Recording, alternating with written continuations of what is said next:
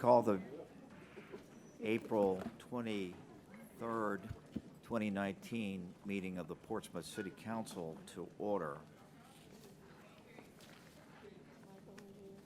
It is. And I'll ask my colleagues on City Council to stand for the invocation that will be given by Father Derek Harbin, who is the rector of St. John's Episcopal Church. And then after the invocation, I'll ask everybody to stand as Councilman Bill Moody leads us in the Pledge of Allegiance.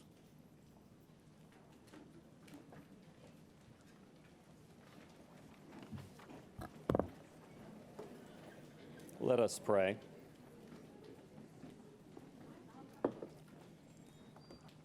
Almighty God, our Heavenly Father, send down upon those who hold office in this city the spirit of wisdom, clarity, and justice. Help them to act with character and conviction. Help them to listen with understanding and goodwill. Help them to speak with charity and restraint. Give them a spirit of service. Remind them that they are stewards of your authority. Help them to be the leaders your people need. Help them to see the humanity and dignity of those who disagree with them, and to treat all persons, no matter how weak or poor, with the reverence your creation deserves. And finally, Father, renew them with the strength of your presence and the joy of helping to build a community worthy of the human person. We ask this as your sons and daughters, confident in your goodness and love. Amen.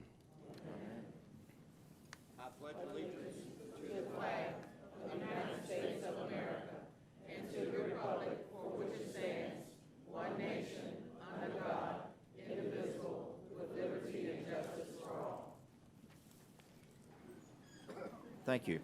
I'll ask my colleagues on council to indicate your presence tonight by hitting the yes button. And Madam Clerk, we have 6 present. Is Yes, that sir. correct? Next item is the consideration of minutes. We have the minutes of a call meeting of April the 8th, 2019. We have the minutes of a call meeting of April 19, 2019. And we have the minutes of a regular meeting of April 19th, 2019. We'll consider these all together. Is there a motion to approve the minutes? Move adoption. Second. We have a motion that's been duly made and seconded. Any discussion on the motion? Hearing none, ready for the question. All in favor, please vote yes. Opposed, no.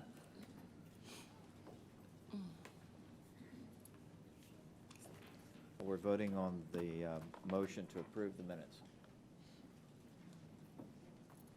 And Madam Clerk, that motion carries. Yes, sir. The next, we have a special presentation. Council, over the last several months, have been recognizing our foster parents who do such a great service for our children, our foster children. And Dr. Patton.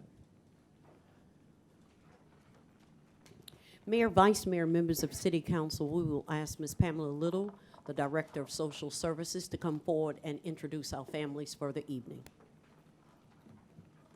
Good morning, Mayor, Vice Mayor, members of City Council. For our first presentation tonight, I'd like to ask to come up front Ms. Dorothy Chapman.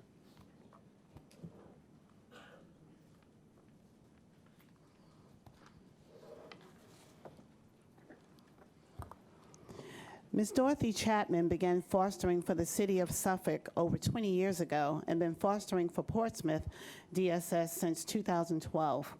She has fostered at least 50 children throughout the years and has adopted one child by the name of Shane.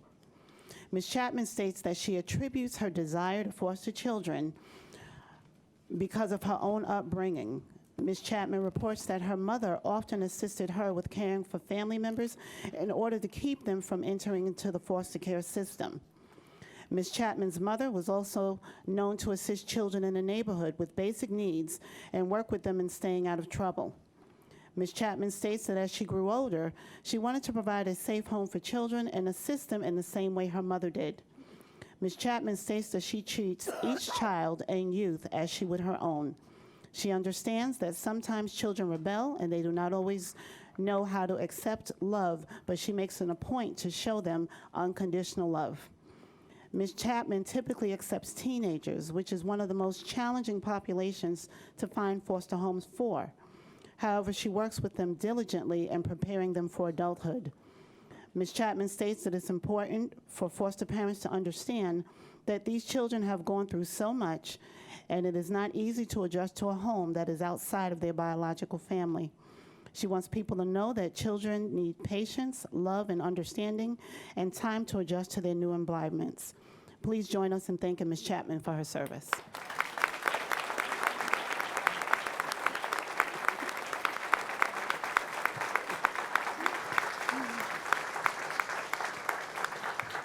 Thank you very much on behalf of the entire council and the city of Portsmouth. We do have a small gift. Yeah. Would you like to make any comments? Yeah. Well, first of all, I'd like to give God thanks and Department of Social Services for even wanting to honor me, because I didn't have to do it, but I'm so grateful and thankful and honored that they are. So thank you so much for all that y'all have done and what you're planning on doing for our young people. Thank you so much. No, thank you. Yes, they want a photograph.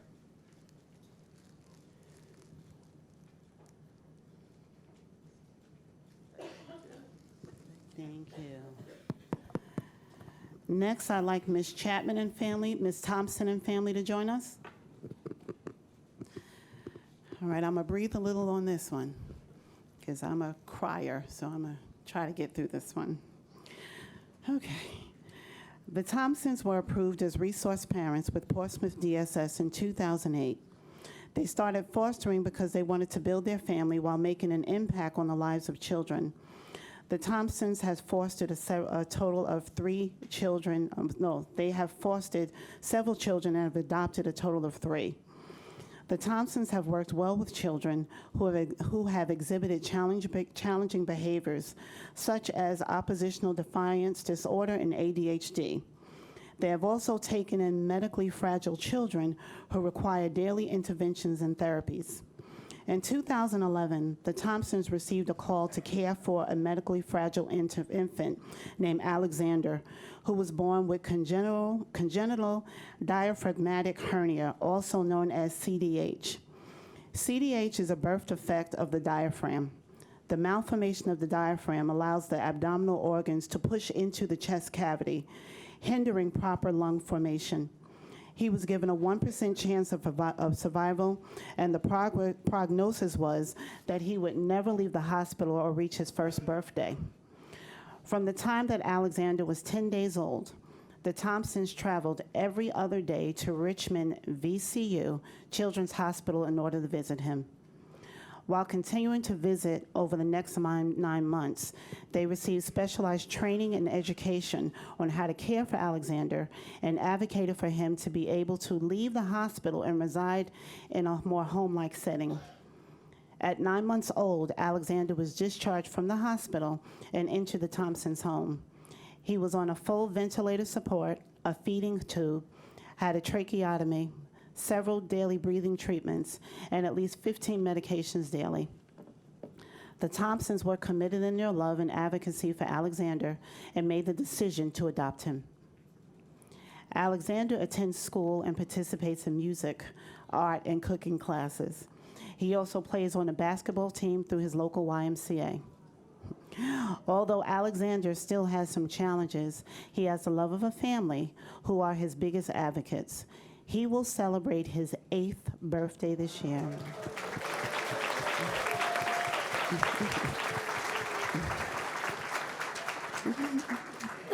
In addition to Alexander, the Thompsons have adopted 2 other children, Carolyn, who's 23, and Taylor, now 10. The Thompsons state that it is their duty and privilege to enrich the lives of children in any way possible. They approach this mission with thoughtfulness, passion, and enthusiasm, and are always seeking creative ways to support our foster care program. With the assistance of the foster care ministry at their church, they repainted and decorated both visitation rooms in our Portsmouth DSS agency in 2010. In 2017, they cleaned our carpets, furnished those rooms, and brought in new toys for the families visiting with children so that they can enjoy them.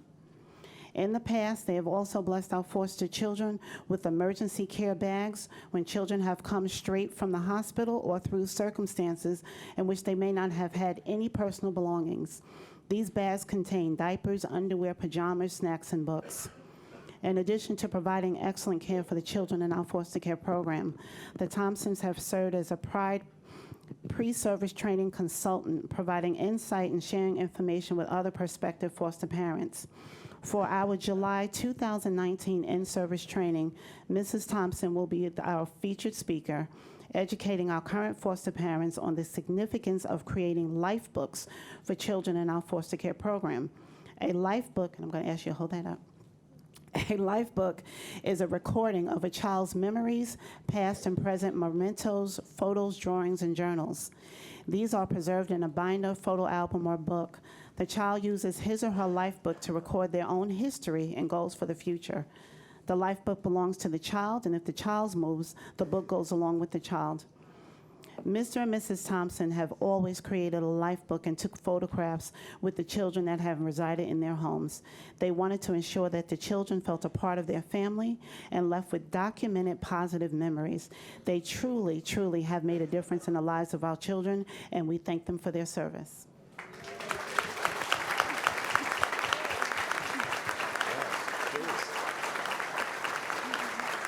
This is truly awesome. And on behalf of the Portsmouth City Council and the Portsmouth family, we have a small token appreciation. And please feel free to give us your comments. It is our honor and privilege to be standing here and with my daughter Taylor. I could not imagine my life without her. I'd like to thank all of you, the social workers at the Portsmouth Department of Social Services and foster parents, for making this possible, for building our family. We are just truly honored to be here and invested in the lives of these children. And some of the words that I live by is, to the world you might be one person, but to one person you might just be the world.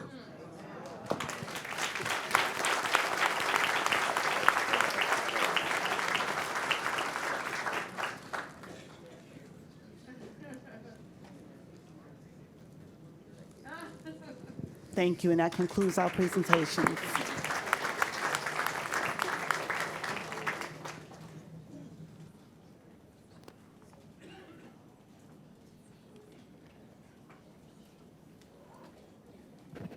Madam Clerk, will you read the protocol for speakers, please? Yes, sir. Ladies and gentlemen, City Council rules require a limit of up to 5 minutes to speak. As you approach the speaker's podium, you will notice a timer. At the beginning of your 5 minutes, you will see a green light. 4 minutes into your remarks, you will notice a yellow light. At the end of 5 minutes, you will see a red light, hear a beep, and we ask that you conclude your comments at that time. While speakers have an opportunity to address council on matters of public concern, all comments should be made in a manner that respects the seriousness of the forum and should not be made in a belligerent, sarcastic, or demeaning fashion. A speaker who fails to observe this basic rule of decorum will be deemed out of order and not allowed to conclude his or her comments. Thank you. Our next item are two public hearings. Actually, there are 4 public hearings.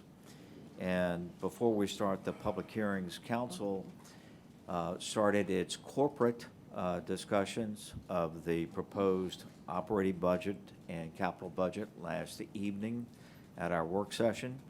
And I'm very pleased to report that on a unanimous consensus, council has agreed to provide $2.6 million in additional funding to the Portsmouth Public Schools for budget year 2019, 2020.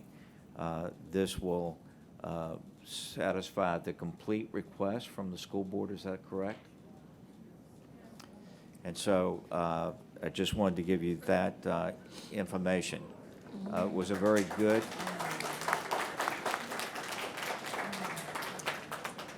good, discussion, and at this point, I'd like to call on and I will call on the city manager to explain where the 2.6 will come from. Mayor, Vice Mayor, members of City Council, I will provide the breakdown of the funding analysis for Portsmouth Public Schools, $2.6 million.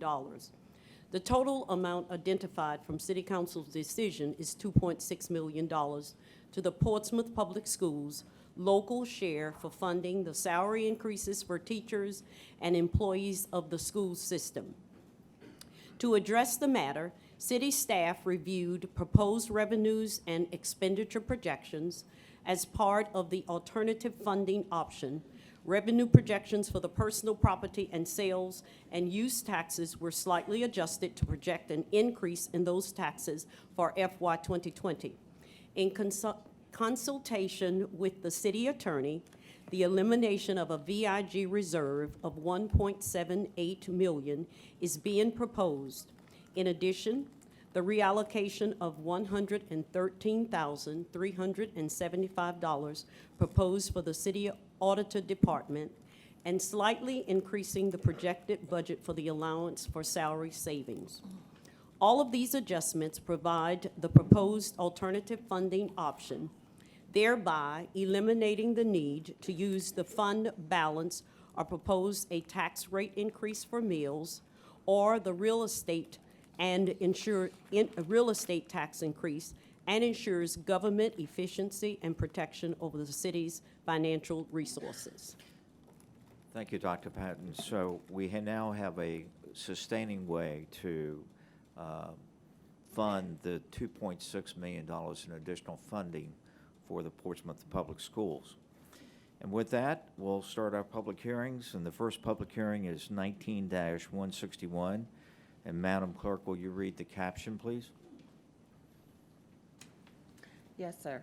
Public hearing to solicit citizen comments on the annual action plan. Before I start the public hearing, Dr. Patton, do you have any comments prior to the public hearing? No, Mayor, I do not have any comment. Okay. I'll open the public hearing. I'll take those people who have signed up in advance. However, you don't need to sign up to speak at a public hearing. After the protocol of taking the person who has signed up, anybody can come to the lectern. Please state your name and your address, and you'll have 5 minutes to speak on the public hearing. And we do have one citizen who has signed up to speak on this particular public hearing, and that person is Donna Sy. And ma'am, you have 5 minutes.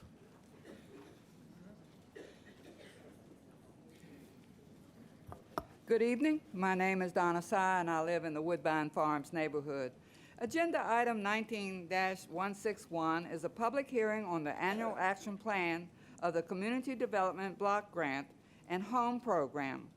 By law, the council members have to give the people a way to give feedback on the funding from the Department of Housing and Urban Development. The action plan stipulates the money is to be used for providing effective city program administration and planning, for city administration, planning, and fair housing of $439,000, city comprehensive housing study for $125,000, poverty initiative task force implementation of $50,000, and CDBG funds of $75,000 has already been allotted. Department of Social Services, on behalf of the Portsmouth Homeless Action Consortium, of $100,000. Support neighborhoods with improved public facilities, public infrastructure, public services, and reduce blight. Parks and Recreation, senior transportation, $36,000. Mobile Kids Meal, $46,000. Health and Welfare Program, $10,000. Youth Leadership Development Program, $10,000. For kids intake services, $35,000. Wesley Community Center meets community needs and deals with social issues of $85,000. Maintain support services for the homeless, persons at risk of homelessness, and persons with special needs. The Independence Center services for disabled, $22,000. Park, $35,000. Eggleston Homeless Employment Service, $40,000. Continues economic development. City transportation and pedestrian improvements, $381,000. The Sportsplex needs to be sold to the Department of Juvenile Justice to make juvenile prison instead of using federal HUD money for a recreation center. Using $600,000 for a playground instead of a business to train juveniles close to home how to repair the home, restore the broken relationships they have caused early in life. It will also be an economic source for people who live in Portsmouth.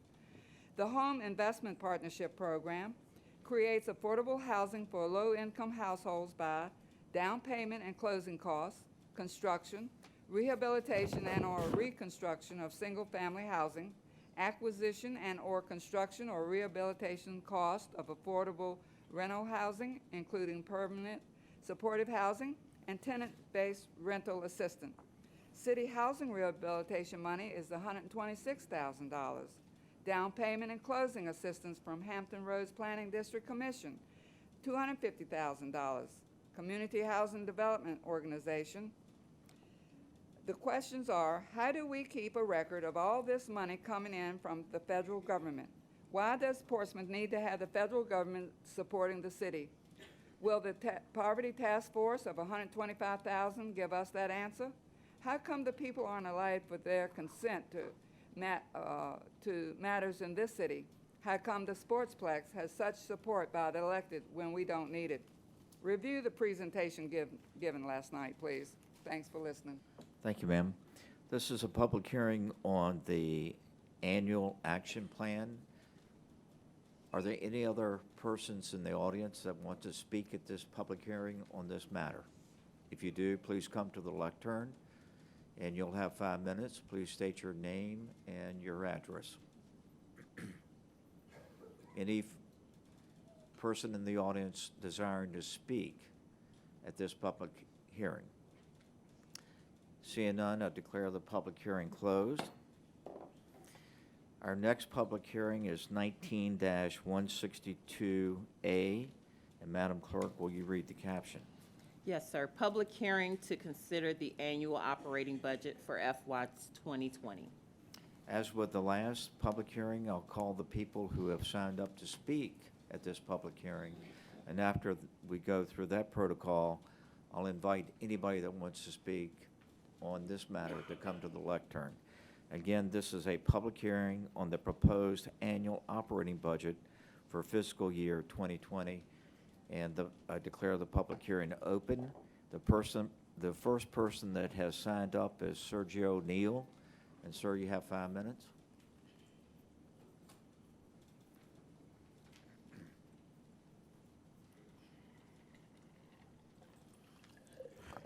Good evening, Mayor, Vice Mayor, members of council, and the general public. My name is Sergio O'Neill, and I live in the Capitol Manor section of this city.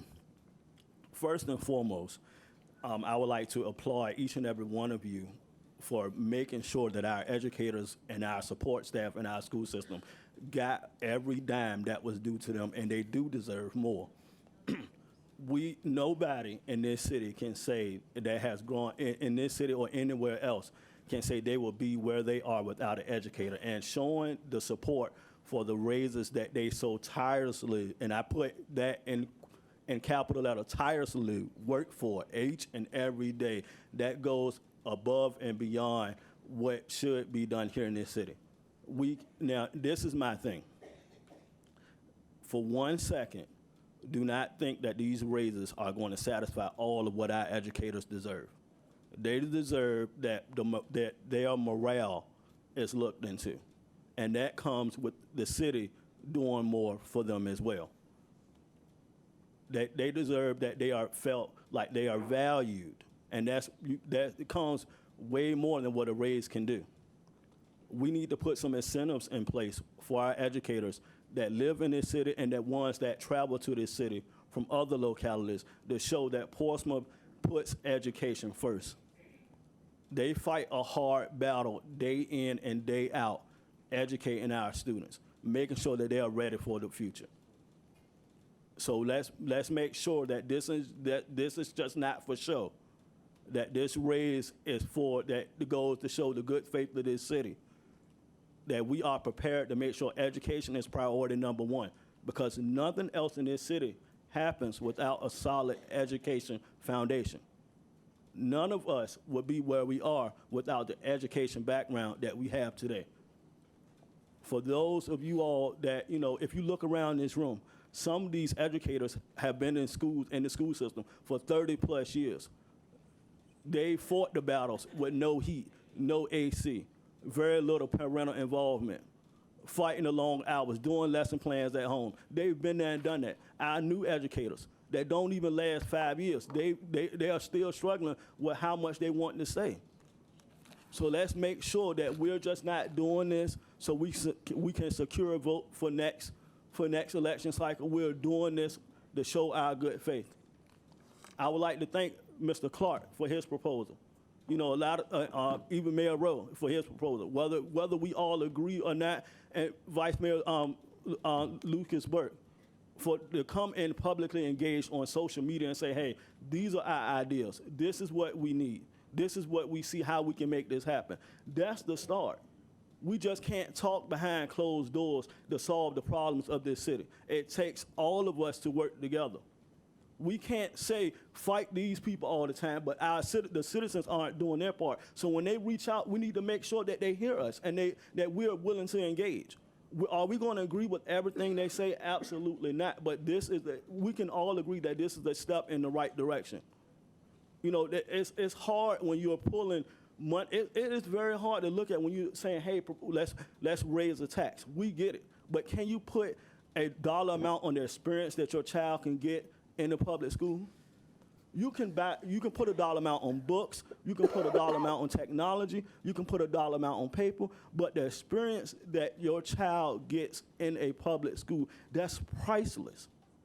And we as citizens have to be prepared to say, let's dig in our pockets a little bit deeper to make sure that these kids get exactly what they deserve. And that what they deserve is the major part of it is having an educator that's ready to come to work, that loves what they do, that's ready to make a difference in their lives. A lot of times when kids go off and they build their lives and they have their own families, they say, I remember this teacher I had in X, Y, and Z grade level. And if it wasn't for them taking the time to instill the values in me that they may not have learned at home, they remember that for the rest of their lives. I see some of the teachers that were in the school system when I was in school. And my hat goes off to you, first of all, for putting up with me. and then for staying in education for this long.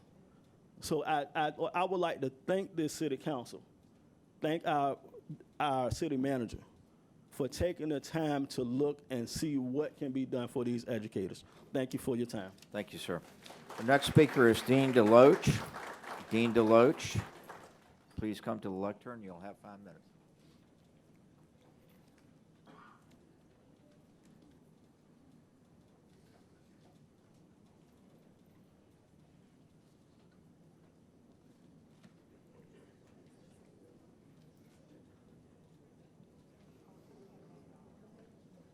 I'd like to remind everybody that we're already convinced. We have decided to appropriate $2.6 million. So you don't need to convince us. We're there. Yes, sir. We're not going to rush the bench, promise, okay? Mayor Rowe, City Council members, my name is Dean DeLoach. I live at 616 Hamilton Avenue in the Port Norfolk section. I'm speaking on behalf of the Portsmouth Principals and Assistant Principals Association. I'm going to have to severely curtail the remarks I had prepared because I didn't get that information until just a little while ago that you were going to add the $2.6 million to the school board budget. First of all, we'd like to thank you for that on behalf of the principals and assistant principals. And it's a shame, I had an awesome speech prepared. Awesome. But I will make a few points from it just to just in keeping with the spirit. I was going to talk to you and let you know they give us 5 minutes to talk, and I really only needed 5 seconds to make my point. And I was going to make that point at the very end.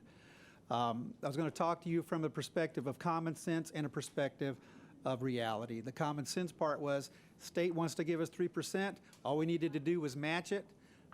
Cutting our own budget is not the way to get that. Obviously, that was not the common sense way to go. You have listened to your constituency, and we appreciate that.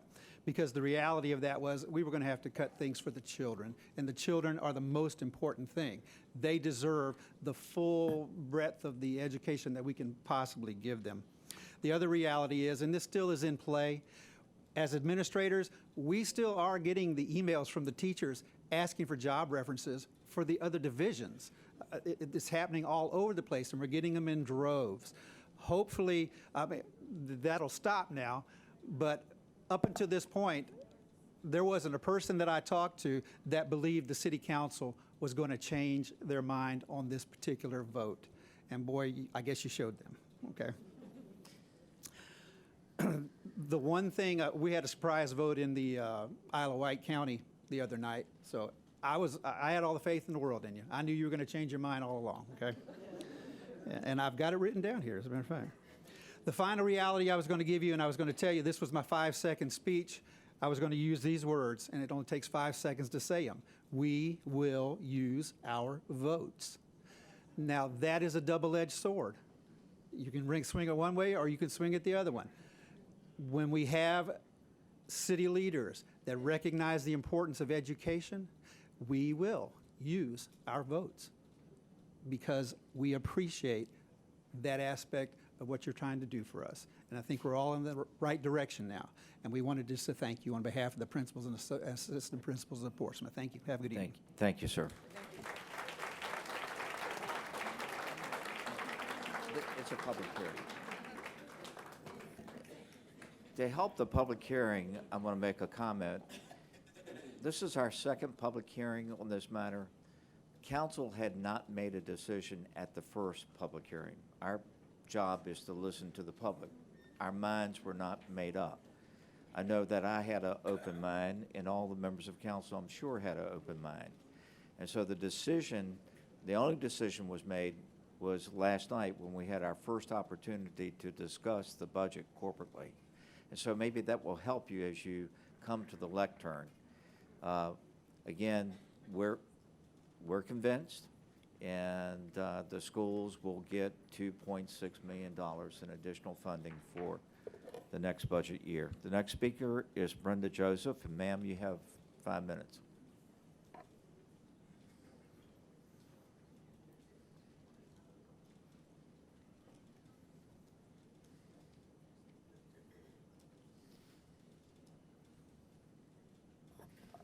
Good evening, Mayor Rowe, Vice Mayor Lucas Burke, members of council, and fellow citizens. Tonight I stand before you to bring my concerns again that I have with the proposed budget. I first want to thank you for the good faith effort that has been made to provide Portsmouth City Public Schools with more of the requested funds. As we continue to work together to provide the best for the children of Portsmouth, we need to realize how important education is. And not just for this council, but for other people listening. Some of my main concerns about this budget were the fact that the city was losing employees but raising their own budget, while the school system was anticipated to lose the same percentage of students, but funding was to remain level. But like I said, you have chosen to reach into our pockets and your pockets and provide the money that we need in this good faith effort, which, of course, we all know is not final until the actual vote on the budget takes place. So every year, people come before you to emphasize the importance of fully funding the school system's request for funds. Schools have many roles to fill in the lives of our students. To fill those roles, we need an appropriate number of quality staff. It is very ineffective for Portsmouth to continue to be a training ground for teachers and then lose them to surrounding cities due to better pay and lower student-to-teacher ratios. Another factor that should be taken into consideration is the ever-changing standards of learning. Whenever new standards are created and implemented, the school system must purchase whatever supplies are necessary to ensure that effective instruction takes place for these standards. One math textbook One math textbook that best meets the standards for middle school grade 7 and 8 is approximately $90. So education is not cheap. These things cannot be accomplished without the right amount of money. 3 children from my home attend Portsmouth Public Schools. I want the city to do everything it can to make sure these children receive well-rounded educations that prepare them to be productive citizens in the 21st century. This cannot be accomplished if the city does not provide the school system with what they need to reach all children. Now, I was glad to hear about the different sources that the funding has come from, but one that I looked at as being equitable and equity in things that we do is, to raise the money that's needed for funding is, have you considered the tax on the boats? Most people use a car to get to work. The tax on a car is $5 for each $100 of assessed value. Boats, which most people consider a luxury, unless it is a residence or a business, are only taxed at 50 cents per $100 of assessed value. That's a very big disparity for a necessity versus a luxury. Consider raising the tax on boats and using these funds to provide the schools with more money. Another thing is golf courses. I still have a problem spending $2.5 million on 2 golf courses, which should be money-making entities for this city, not draining our funds. And to finish, as I did last time, education is the foundation for the future of our city. If you want more businesses to come to our city, you must have a population sufficient to meet their needs. In order to have this population, you must have people, especially families with children, who want to live and work in our city. To attract families with children, you must provide them with a high-quality education. To provide them with this education, you must provide the school system with the funding required to meet its needs. Failure to do this will lead to people not wanting to live here. People not wanting to live here will result in businesses not wanting to come here. Businesses not wanting to come here will result in the city having less revenue. This becomes a vicious cycle which is detrimental to the quality of life of all involved. Thank you for listening to these concerns. Thank you, ma'am. Our next speaker is Yolanda Thomas. Yolanda Thomas, and ma'am, you have 5 minutes. Yolanda Thomas. Okay, our next speaker is Tracy Carrera, Carada, and I apologize if I mispronounce your name. Carada? Yes, ma'am. You've got 5 minutes.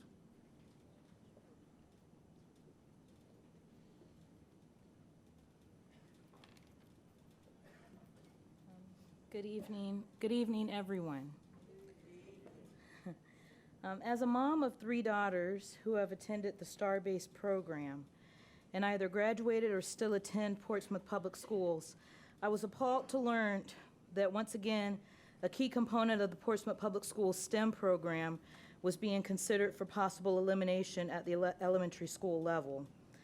According to the Program for International Student Assessment, PISA, which every 3 years measures reading ability, math, and science literacy and other key skills among 15-year-olds in dozens of developed and developing countries, the United States places 38th out of 71 countries in math and 24th in science.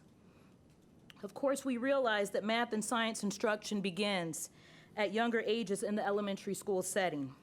Evidence supports STEM education beginning in elementary school to set the foundation for rigorous STEM subjects as students advance in grade levels. So it is perplexing to understand why the STAR-based program was facing elimination, or any STEM program for that matter. Truly a unique program among the 7 cities, STAR-based offers 4th, 5th, and 6th grade Portsmouth Public Schools students opportunities to explore their world using the latest technological innovations and engage in critical thinking and problem solving, both of which are real-world skills they will have to utilize in their careers. The skills gained during these formative years at STAR-based prepare our students to build and grow their skill sets, STEM capabilities, and achievements. As the parent of a Magna Honors graduate from the STEM Pathways Initiative at Norcom High School, who was admitted to the United States Naval Academy, class of 2021, I can tell you that the rigorous application process she went through included an assessment of the STEM courses taken during her high school career. The curriculum taken during the first year by all midshipmen at the Academy aligns nearly course for course with the curriculum taught by the STEM Pathways Initiative and goes even further. For example, all first-year midshipmen must complete Calculus 1 and 2, Foundations of Chemistry 1 and 2, Modern Chemistry, and Introduction to Cybersecurity, among other courses.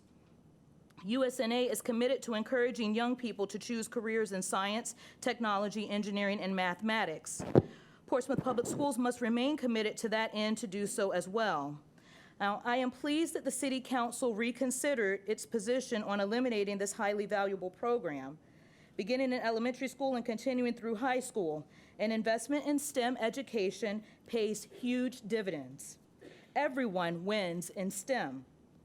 Let's work together to ensure that STEM programs remain funded in all budget negotiations. Thank you Thank for you, your ma'am. time. The next speaker is Claude Parent, and sir, you've got 5 minutes.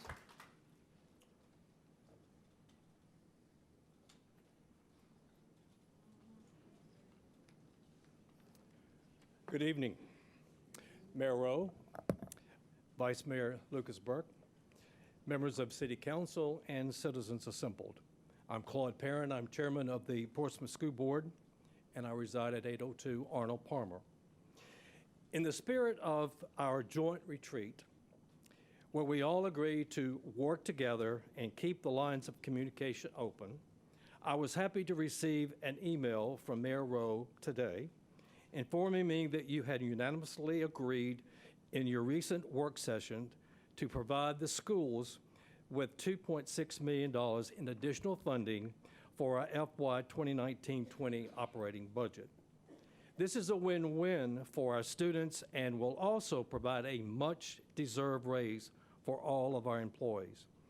I want to thank the City Council for hearing our plea for additional funding, and we, as a school board and citizens, look forward to May 14th, where you will approve the budget. I also appreciate the citizens of Portsmouth who stepped forward to help make our case. In the midst of all of this turmoil, I know one thing to be true. Education is the great stabilizer. In Portsmouth, where so many families are struggling financially, public education is often the children's very best hope for a bright future. It is a job of both city and school leadership to ensure we meet those needs. Beautiful buildings erected on our waterfront are wonderful sights, but those investments are finite. With the children, the benefits of our investments roll throughout the ages. Like you, school board members take their jobs seriously. In partnership with school staff, we are the subject matter experts on what it takes to ensure quality teaching and learning. In these ongoing budget discussions, your subject matter experts told you that level funding had been damaging and put continued progress at risk to our school system. As someone who prizes happy endings, I am thankful that, as a collective body, you ultimately took us at our word. So again, thank you for increasing our budget to provide raises and support to your school system. Remember when we got together at our retreat, and when we talked about a particular item, the bell would ring, and then someone would say, Elmo?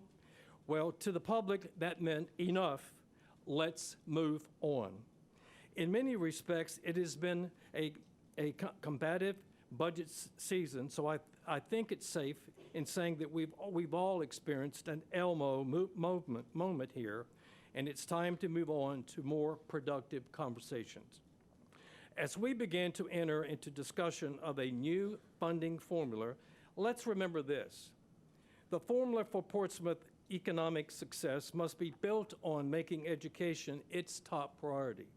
A good school system is the economic engine for its city. I close with this true appreciation to you.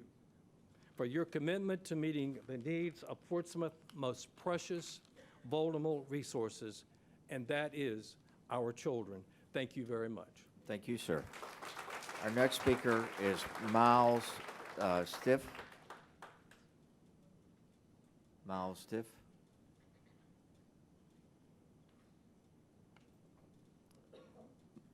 Milo, oh, okay, sir, you have 5 minutes.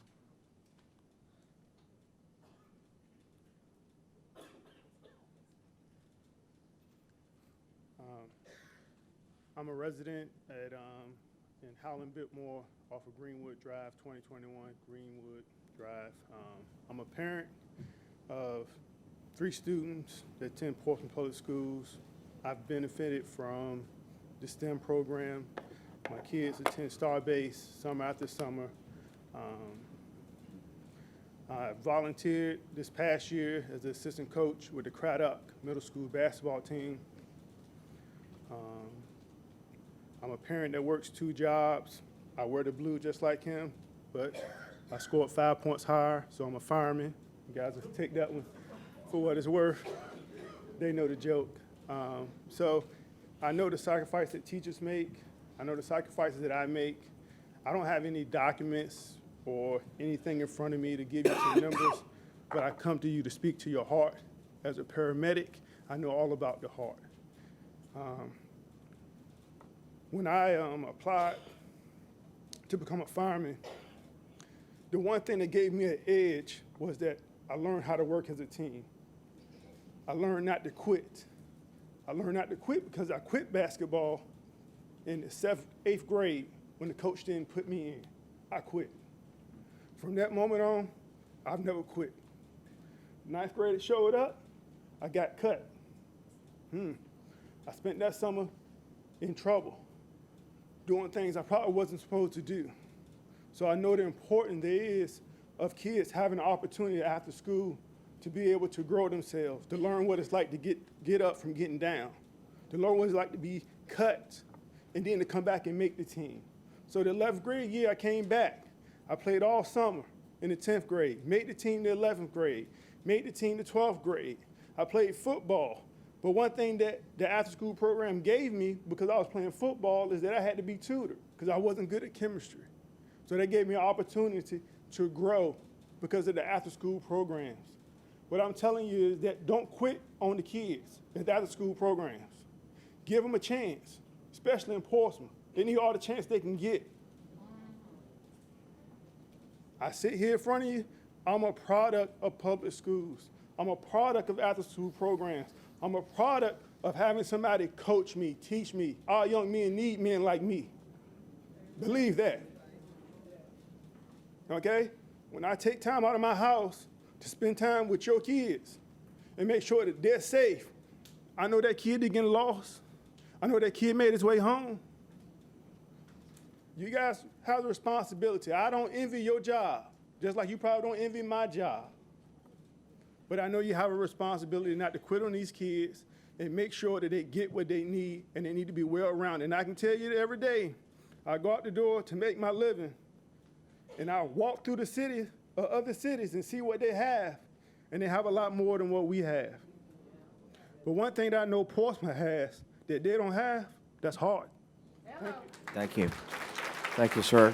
The next speaker is Milo Stiff. Milo Stiff. Ma'am, you have 5 minutes. Hello, my name is Milo Stiff. Would you move to the microphone, please? Yes. Hello, my name is Milo Stiff, and I go to Victor Elementary School, and I'm in the 5th grade. We appreciate your passing some budgets, but we need to pass all the budgets. Requests for the school board so the STEM and space base are not cut. Also, middle school athletic programs are necessary. STEM and Starbase has encouraged me to look in the interest of engineering. I think they're important, and they help me a lot to decide what I need to do as I'm a grown-up. In middle school sports, my little brother, I see him run all the time in track and do volleyball and basketball. He has inspired me to want to do sports in middle school. I feel like it will teach me how to have some self-control, how to work as a team, and I would just love to really play with my friends when I get to middle school. And I think this will really help me go through middle school, because I'm already feeling really nervous about it now. So. Thank you very much. Our next speaker is Lorenzo Waters. Lorenzo Waters, please come to. Lorenzo Waters, please come to the lectern. You have 5 minutes.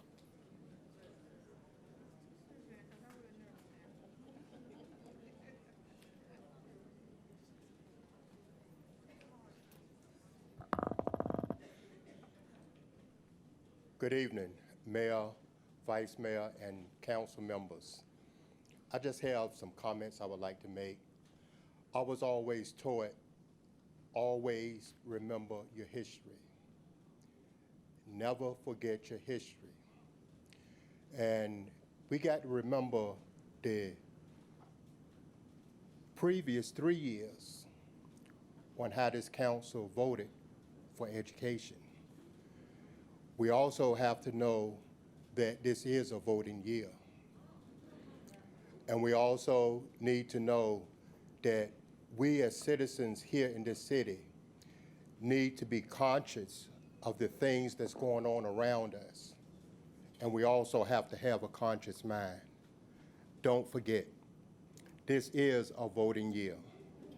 Thank you. Thank you, sir. The next speaker is Dr. Ruth Nichols. And ma'am, you have 5 minutes.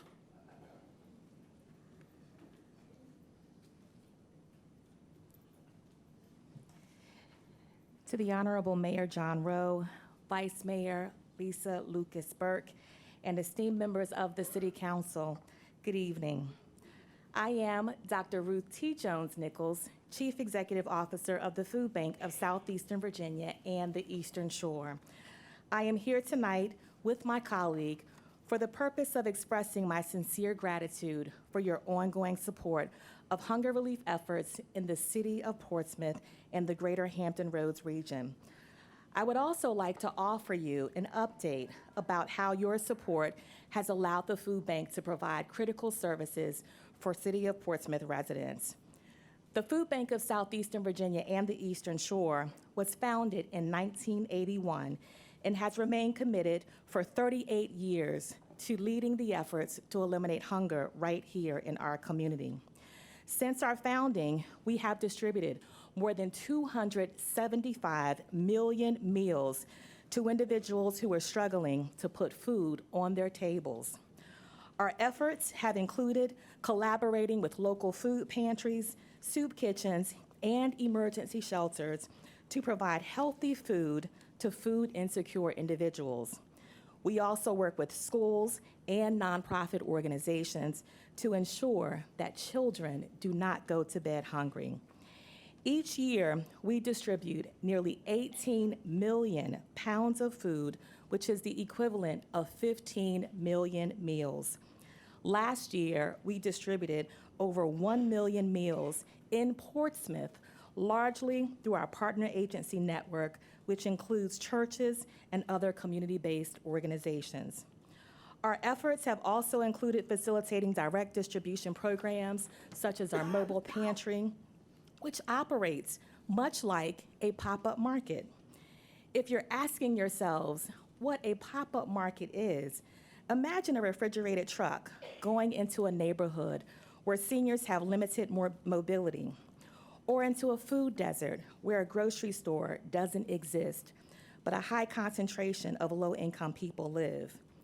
Then imagine individuals showing up in lines and receiving fresh fruit, vegetables, protein items, and non-perishable staple items like rice, pasta, peanut butter, and jelly.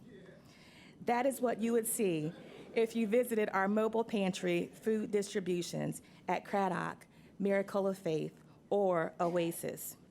Maybe you even saw our mobile pantry program in action during the government shutdown when more than 500 individuals here in Portsmouth ran out of their SNAP benefits in February and March. Through a collaboration with the Portsmouth Department of Social Services, we provided 11,938 pounds of healthy, nutritious food to these individuals, which represented 9,948 meals that would have otherwise been missing from their tables. Now, I'm sure this sounds very impressive, but it doesn't stop there. We also operate our backpack program at 6 schools in Portsmouth. We have 470 students participating in those programs in Portsmouth. Every other week, these students receive a bag of healthy food that helps supplement their limited household meals and resources during the weekends. We have our Kids Cafe program at 3 sites. 227 children participate in those programs. That's 697 children in the food bank's child nutrition programs right here in Portsmouth. Despite our beliefs and our passion for eliminating hunger, there are still over 165,000 individuals struggling to put food on the table. 18,850 of those individuals live here in Portsmouth. Now more than ever, we need your continued support. We thank you for what we have received in the past, which was $10,000 annually from the community and regional organizational funding. Thank you for investing in our vision for a hunger-free community. Thank you for helping us ensure that children, seniors, veterans, and adults struggling to put food on the table have access to healthy, nutritious meals. Thank you for the opportunity to speak this evening. We have provided an impact report to share more details about how we are making a difference in this community. Together, with your support, we are solving hunger. Thank you. Thank you. Our next speaker is Lisa Petrie. Lisa Petrie. Ma'am, you have 5 minutes.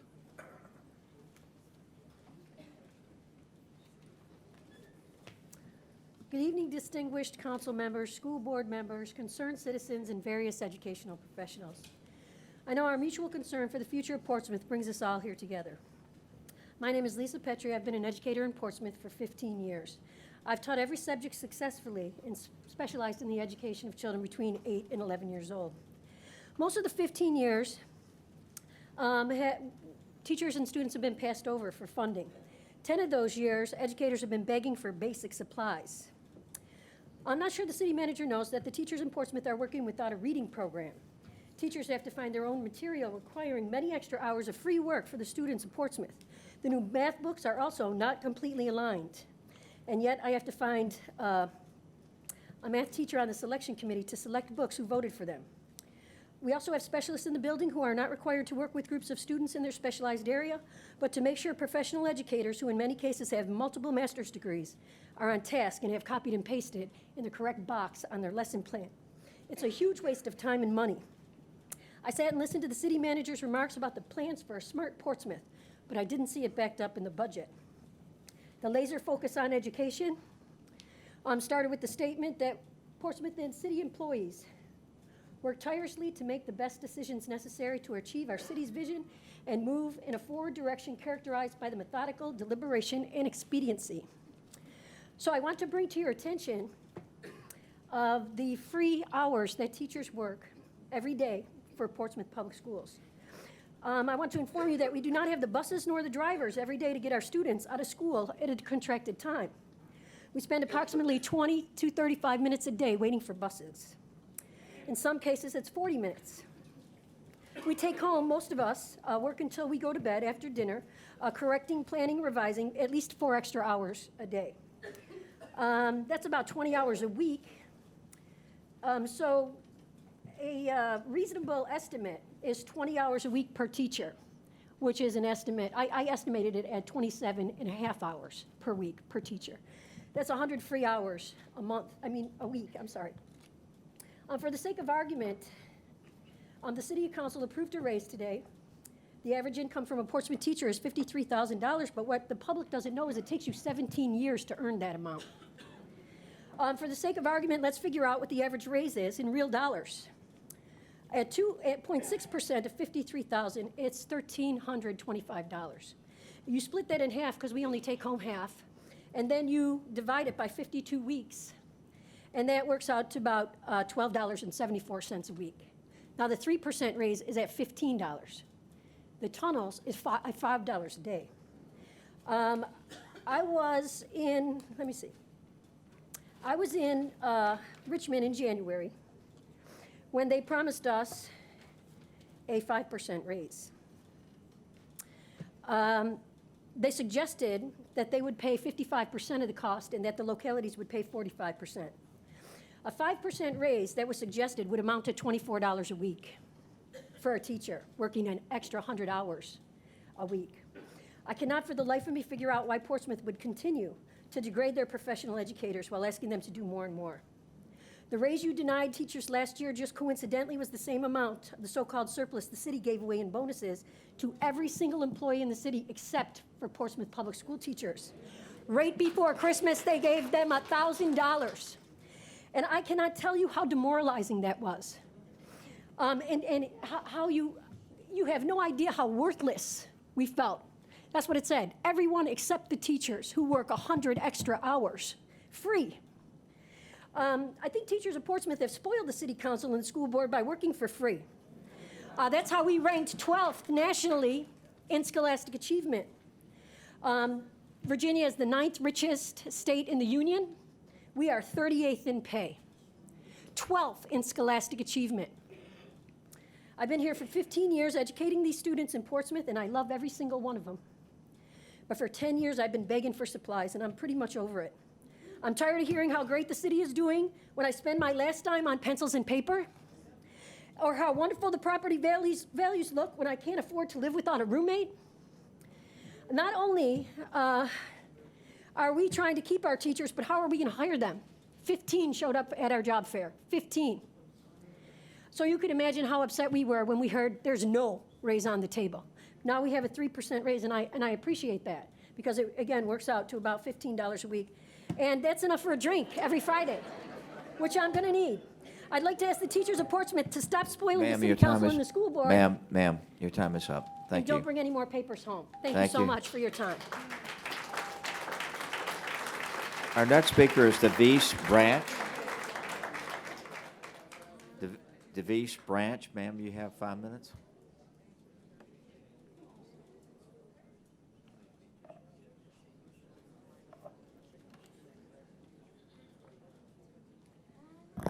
Good evening to the mayor, vice mayor, and city council members. My name is DeVise Peace Branch, and I live in the Churchland section of Portsmouth, and I'm honored to speak before you tonight. I am a proud 8th grade physical science teacher at Churchland Middle here in our city. I'm also proud to be a product of Portsmouth Public Schools. In light of the budget concerns, I felt compelled to share my thanks for your consideration that you gave to our district, and I'm also compelled to share the experiences that I know of the STEM programs here in Portsmouth Public Schools. You might think I'm going to share the experiences I've had with my students at CHMS, which I love, but in actuality, I want to share the experiences my 3 sons have had at Starbase. Ever since my 2 oldest sons entered public school in the 3rd and 4th grades, they have loved the trips to Starbase. As a mother, it brought me such joy to see my sons have access to such a competitive program and that they were challenged and engaged with second-to-none STEM activities. Over the years, I've been able to see how it prepared them to excel in STEM, but I've also been able to see how it prepared them for life. My sons are 13, 18, and 19 now, and each shared their dismay with the thought that Starbase could possibly lose funding. I'd like to use a portion of my time to share what my son wrote to me, asking if I could share this with you all tonight. These are the words of Nigel Henry Branch, a 2018 Churchland High School graduate and a 2018 Simmons College of Kentucky scholarship recipient. When thinking of childhood memories, there aren't many things involving school that I remember more fondly than Starbase. I went almost every year, and both of my brothers did the same. I still remember the odd smell of smoke that my rocket had after I brought it home, and how I decorated it in my favorite colors, and hoped to God that it hadn't gotten lost forever after launch like some of the other kids. I remember learning how to use a grid on the computer, and my most memorable code name being Graham. My favorite subject as a kid was always science, so going to Starbase felt like it was getting a free pass to learn nothing but my favorite subject for a couple of days. Once I got a little older, my younger brother was about to take his first trip there. I was able to tell him all about my experiences and how much he'd love it. I remembered that whenever I was going through things at school, I was always excited at the opportunity to forget about it during Starbase.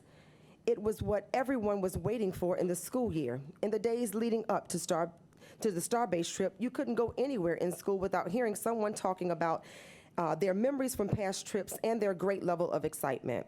I'm 18 now, and I'd like for that to continue for the younger kids. I can only hope that in about 20 years or so, I wish that as well, that I can send my kids to Starbase to just have just a great an experience as I did. After you all have heard these heartfelt expressions from a recent PPS graduate, I would hope that you are fulfilled and also rewarded by the decision that you all made last night. And once again, I say thank you. As a teacher, I will also share that many of my students long to be able to have hands-on activities to participate in, recognizing that without these experiences, it's nothing more than something that they've seen on TV or on a computer screen. There are many things of great importance that you all are responsible for, and I do understand that. But please continue, just as you made a decision last night, to prioritize the needs of our children, who are also our future. Thank you so much for allowing me to share. Thank you, ma'am. Our next speaker is Gordon Jones. Gordon Jones.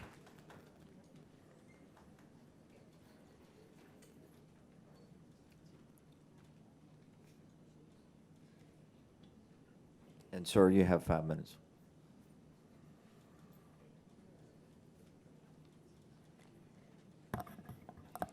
Mayor Rowe, Vice Mayor Lucas Burke, members of City Council, good evening. My name is Gordon Jones, and I'm from the Holly Hills section of the city. I am a successful product of Portsmouth Public Schools. I am a 36-year veteran of the Portsmouth Public School system, and I'm elated to defer from my original speech this evening to say thank you for the $2.6 million funding on behalf of the 600+ members of the Portsmouth Education Association. If those members are present, would you please stand?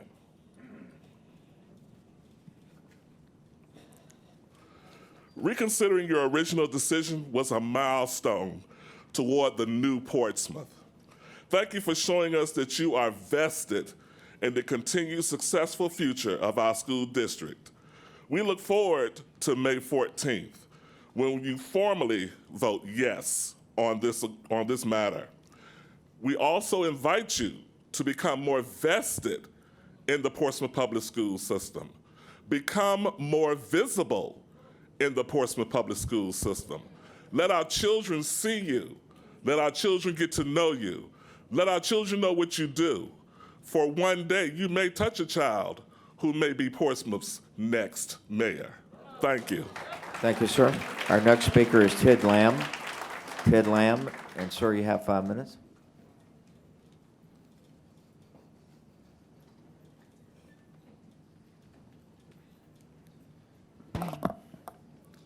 Hello and good evening, Mr. Rowe, or Mayor Rowe, Vice Mayor Lucas Burke, sitting members of the council, city staff, citizens in this chamber, and to all those within hearing of my voice. My name is Ted Lamb, and I live at 301 Allen Road within the city of Portsmouth. This evening, I was going to speak on behalf of the most needed $2.6 million addition for staff salary increases, but I was pleasantly surprised and most grateful that this issue was decided last evening at the City Council work session.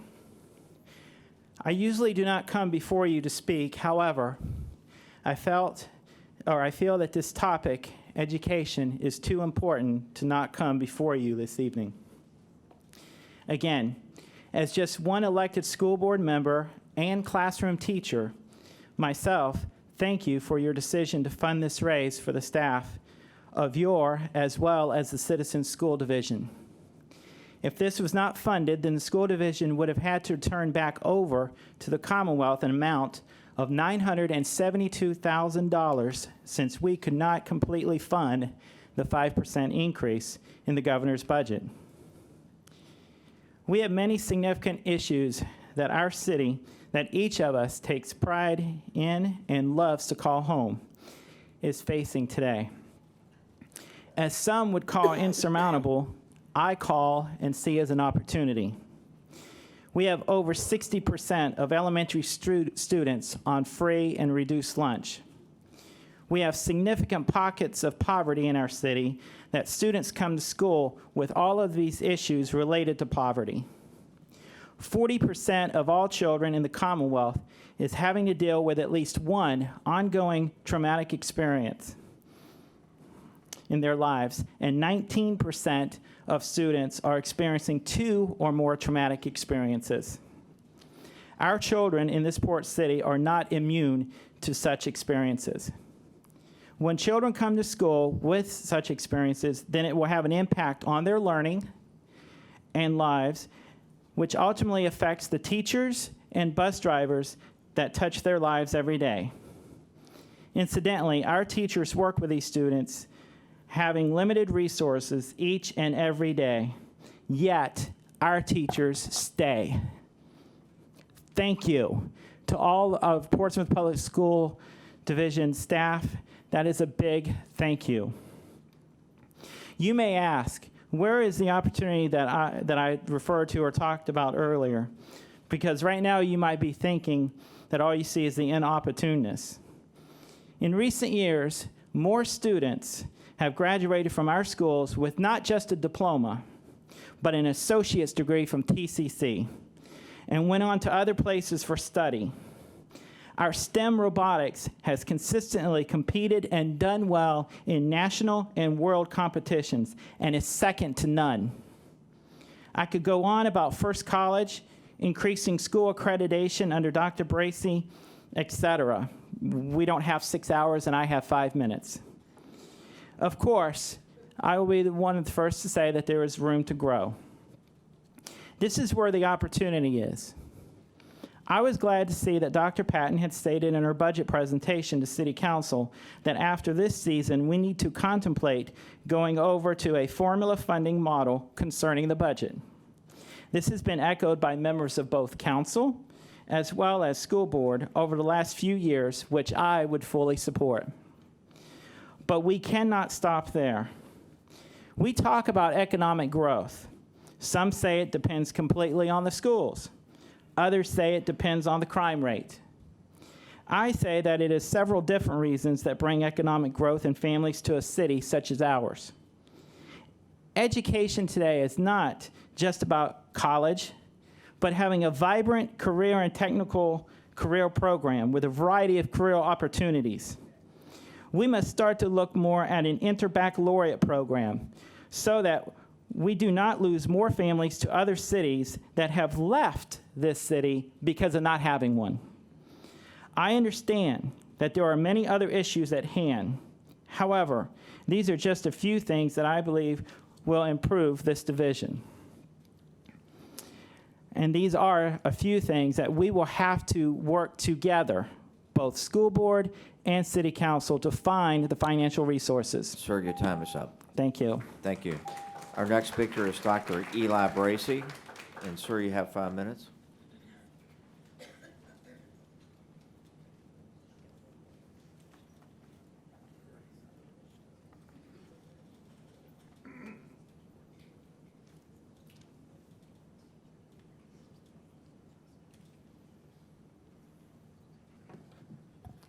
Good evening, Mayor Rowe, Vice Mayor Lucas Burke, members of council, and City Manager Dr. Patton.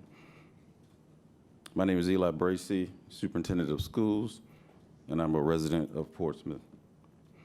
I'm here tonight to speak on behalf of all staff members in Portsmouth Public Schools and to thank you for your support of our school division and our employees. As you are no doubt aware, public education is in a perilous position across the country.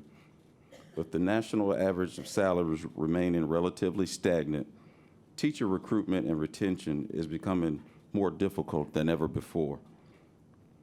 We're seeing more teachers leave the profession for more lucrative options in the private sector, and the number of students in college electing education as a major and identifying teaching as a future career choice is also dwindling. In the same time, our children are coming to us with greater needs for resources and support, which means we cannot afford to lose any, not even one, of the qualified and capable teachers in our classrooms.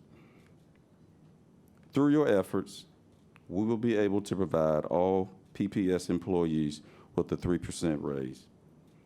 Your funding this year not only makes dollars and cents possible, it is also a clear sign to our teachers, our administrators, our support staff that they are valued here in the city of Portsmouth. Each day, we see the incredible impact our employees make in the lives of our students. Our bus drivers greet our children with a smile to start the day and to ensure everyone gets to school safely.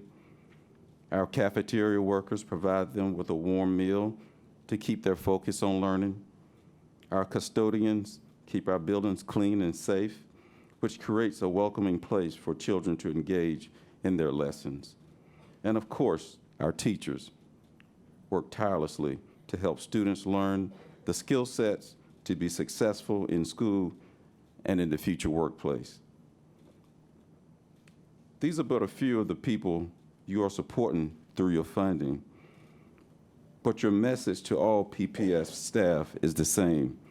Their work matters. Their work is needed, and they are making Portsmouth a better and brighter city. I also want to take a moment to thank our Chief Financial Officer, Theodore Falk, and his team for their leadership in this year's budget development process. We are fortunate to have them as our division continues to demonstrate sound financial management and reporting. In fact, this year alone, PPS earned certificates of excellence from both the Association of School Business Officials and the Government Finance Officers Association. I say this tonight because you can rest assured these funds will be appropriately and responsibly allocated for our staff's benefit. I would welcome any of you who are interested to look for updates on our budget webpage, the bottom line, for our budget breakdown. Thank you again for the funding you are providing, as well as your support for Portsmouth Public Schools. Thank you. Thank you, sir. Our next speaker is Dan Dickerson. Dan Dickerson, and you have 5 minutes.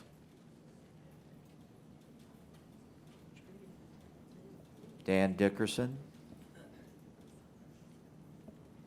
Our next speaker is Tony Fogel. And ma'am, you have 5 minutes. I'm old, I need my glasses. Good evening, Mayor, Vice Mayor, members of council, city manager, city clerk, and staff. I wrote this a little bit earlier before I had realized you had expressed your support of funding. My name is Tony Fogel, and I reside at 160 William Street in the Parkview section of Portsmouth. Thank you for allowing me to speak tonight. I'm going to go ahead and read it as I wrote it because some of my neighbors had some questions about funding, and I'd like to try and clarify some of that. This evening, I'm here to express my support for the school system's request for additional funding for their 2019-2020 operating budget. In the interest of full disclosure, I do not have children or grandchildren, got the gray, enrolled in the Portsmouth Public School System.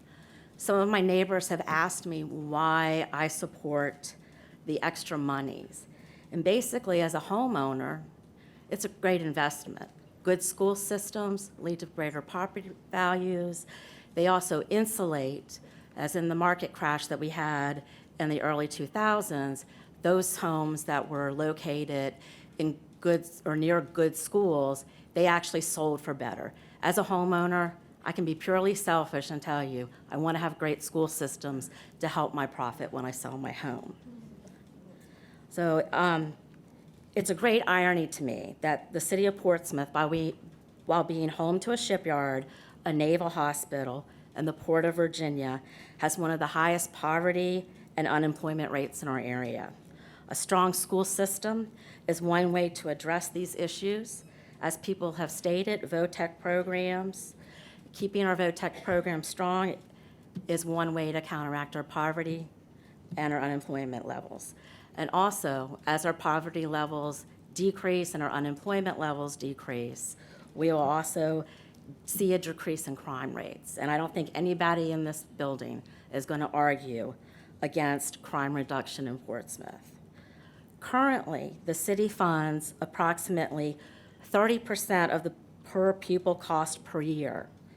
To fund the school's proposed operating budget for 2019-2020 in its entirety, it would cost the city an additional approximate $221 more per pupil for the year.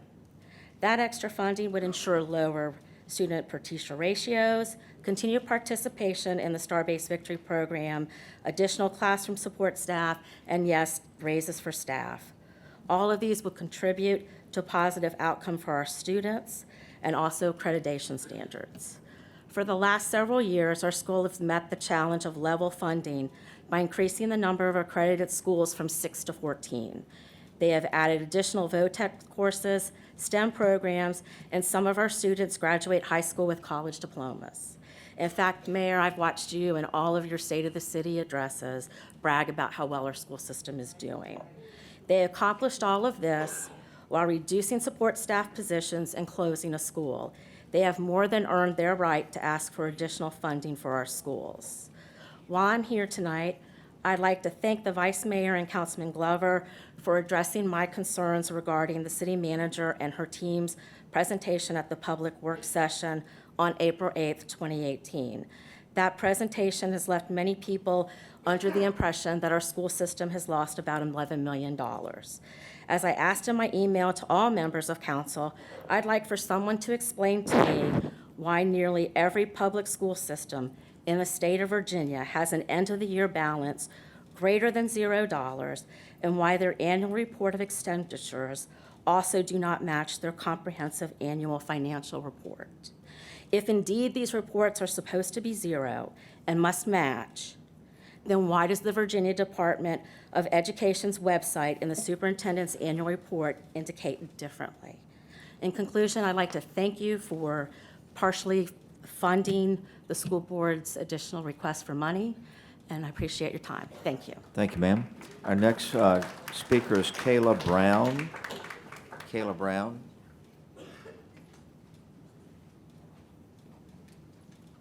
Kayla Brown. Our next speaker is Ms. Jackson, Keela Jackson.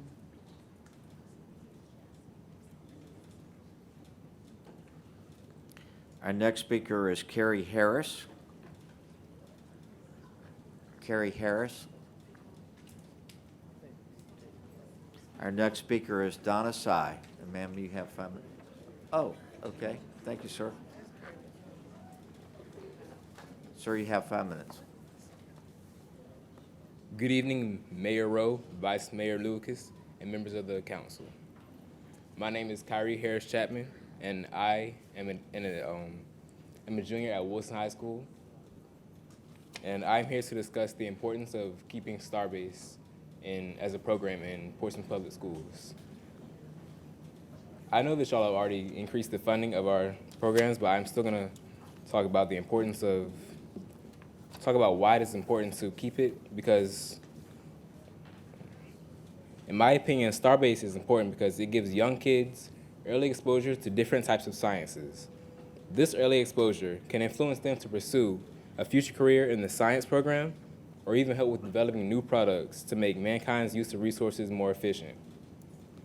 Considering how wasteful humans are as a whole, it would be very beneficial to teach the generations after us how to save the earth. And knowing that kids are very persistent, they could also influence their parents and others to do better. Starbase acts as a catalyst for these children, and the product is their love for science. And educating the future generations and also the older generations about the changing world should be a main focus if we want to continue living on this beautiful planet. Starbase gave me the knowledge to continue my love for science. I was influenced to learn more about things that we were doing while I was attending Starbase.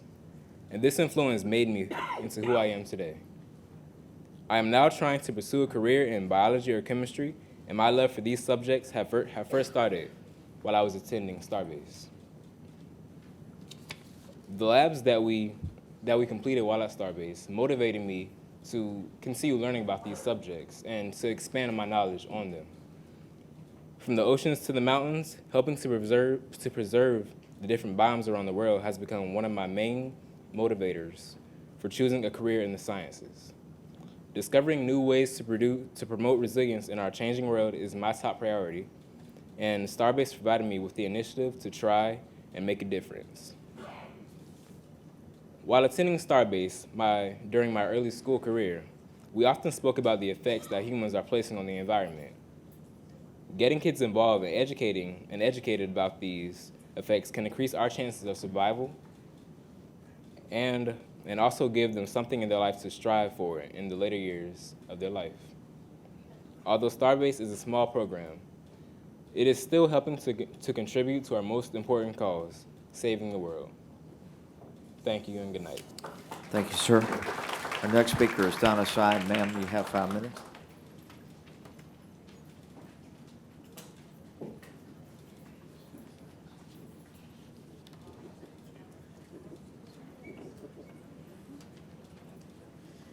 Good evening. My name is Donna Sy, and I live in the Woodbine Farms neighborhood.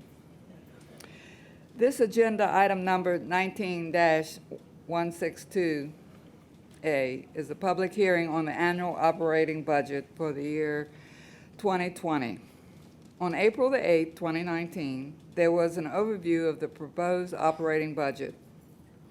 And the general fund budget is the operating budget. I had to learn that. Nobody told me. But I'm going to divert my little presentation to hearing what I've heard up here at this podium is the needs of the people of this city. I mean, I am just heartbroken to hear the suffering of the people in this city.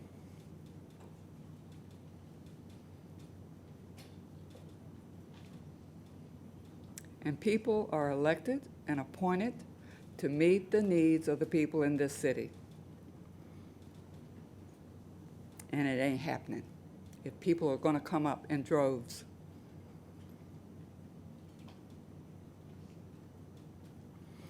The information that was given for the budget over this season really didn't give a complete picture of how our money is spent. The departments in the city are so isolated and disconnected from each other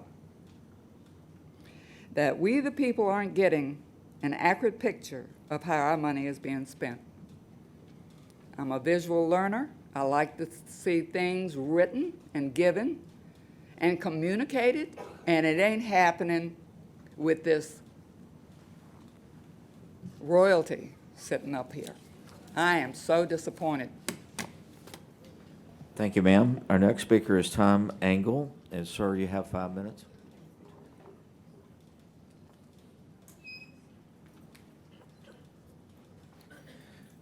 Good evening. My name is Tom Engel. I live at 142 River Point Crescent. I'm here to speak about reputation and motivation. One of the things that I found when me and my new wife moved to Portsmouth 12 years ago was the reputation of Portsmouth Public Schools was not that great. People assumed, hey, when you have children, you're going to send them to private school, correct? And we was like, no, the research we've done is that Portsmouth Public Schools are doing great. Well, 12 years later, we work at Norfolk Naval Shipyard, and this leads into the motivational part of it, is that the reputation is still there that Portsmouth Public Schools are not the best in the area, which is inaccurate, but it is the reputation. And how do you improve a reputation? Well, you have to get the word out there. You have to shout it from the rooftops that Portsmouth Public Schools are doing awesome, are doing great. These teachers deserve our respect and our financing, like you've agreed to do. But in my quick research, of the 10,000 people that work at Norfolk Naval Shipyard, now granted, this may not be fully accurate, but only 20% live in Portsmouth. So what would motivate people to drive through the tunnel, pay the tolls, deal with the traffic to get to Virginia Beach, to get to Chesapeake, to get to Hampton? It's the schools. They do not believe that Portsmouth schools are as great as they are. And so we need to motivate the surrounding areas to come to Portsmouth, be in our schools, let your children get educated here. And with that, they will be motivated to move. What is one of the most motivating factors of a family to move? Is the schools. They move for the benefit of the children. So if we can motivate those people in Norfolk Naval Shipyard to move to Portsmouth, they avoid the tolls, which are crazy right now, and they don't have to deal with the traffic. And that in turn, they spend their money here in Portsmouth. The real estate values go up because the housing market, the demand for housing goes up. And if the schools are as good as we know they are, the people who already own houses here will benefit from the housing demand because they're not going to go anywhere. And so I think that if we continue to support our schools the way we should be, then that reputation will generate revenue for the city and continued support through funding for our schools. Thank you very much for your time. Thank you, sir. Our next speaker is Pamela Phillips, and ma'am, you have 5 minutes.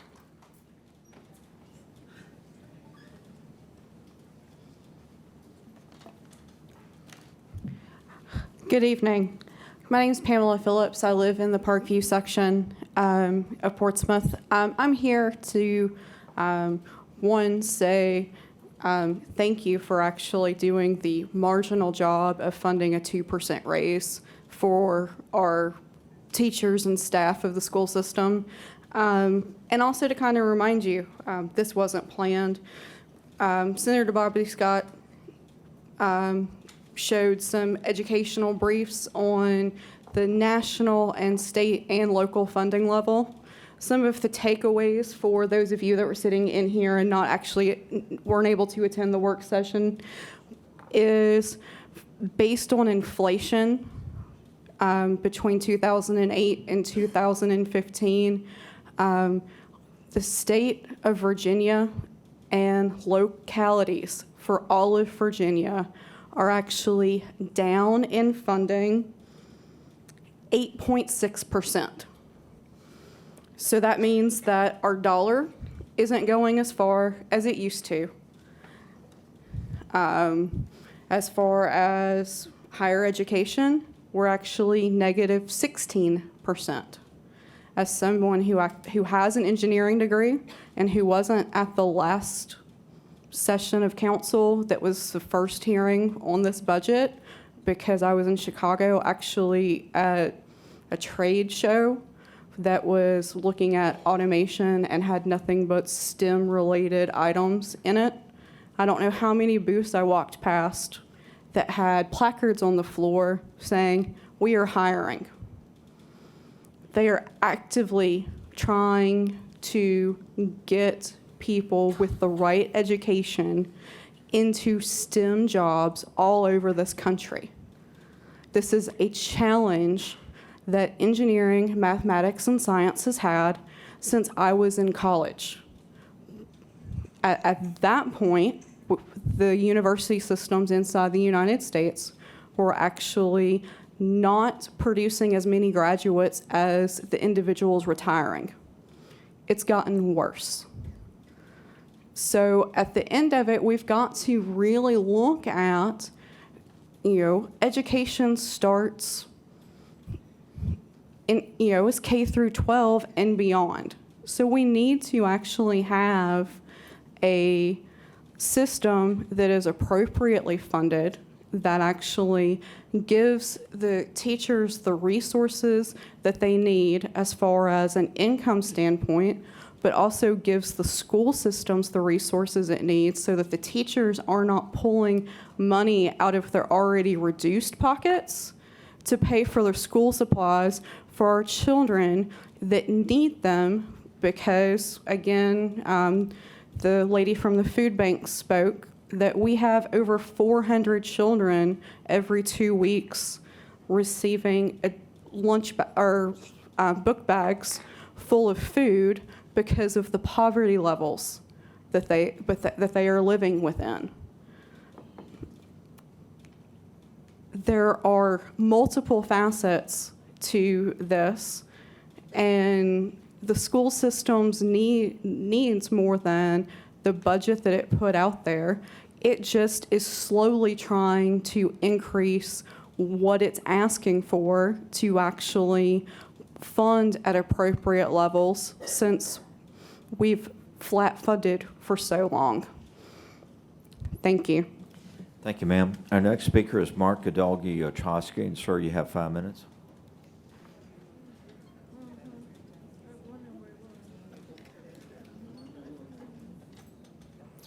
Good evening, Mr. Mayor, honorable members of council, and fellow interested parties.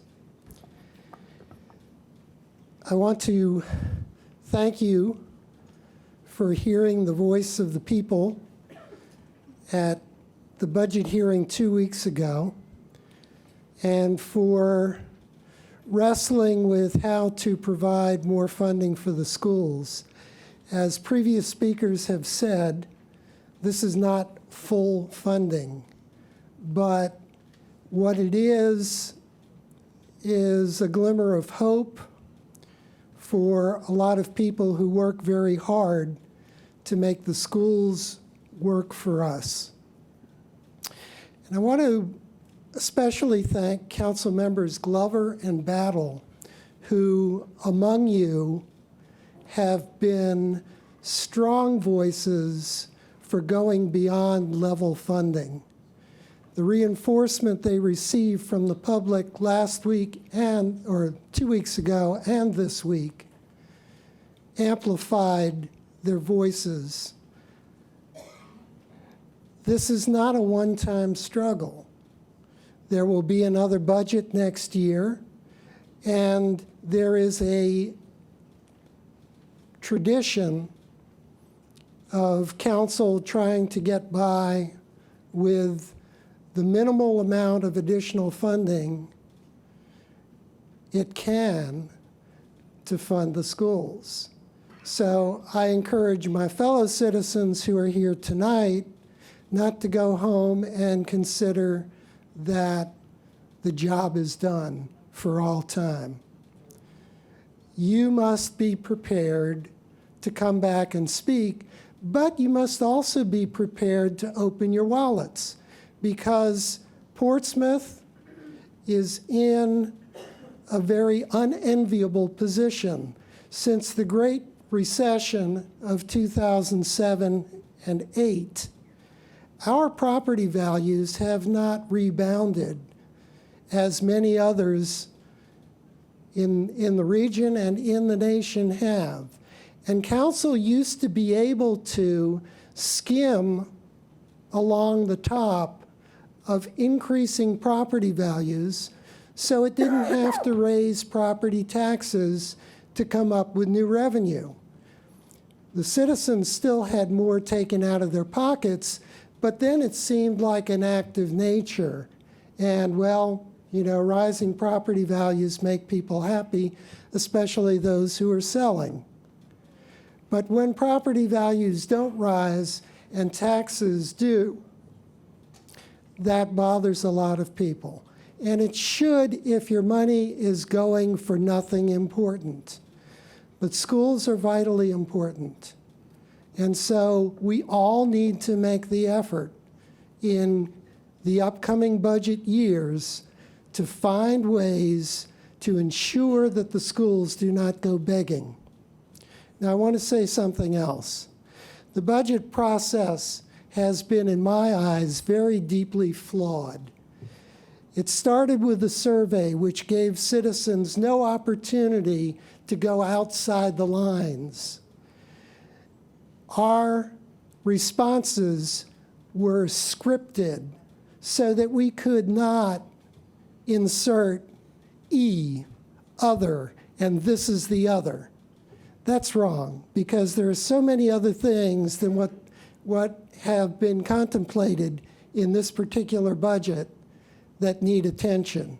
We need a better transit system than we have, and the bulk of that comes from the locality. We need transportation for young people to the sportsplex. If they can't access it, then we are pouring money in there and not getting the ultimate return on value. And we do not need backroom budgeting. We do not need council members bringing in items for special interest groups in that room when most of the public hasn't seen it happen, and it never showed up in the budget presentation in the first place. So you didn't have an opportunity to weigh in either of these public hearings. Sir, your time is up. Our next speaker is Nicole Davis. Nicole Davis.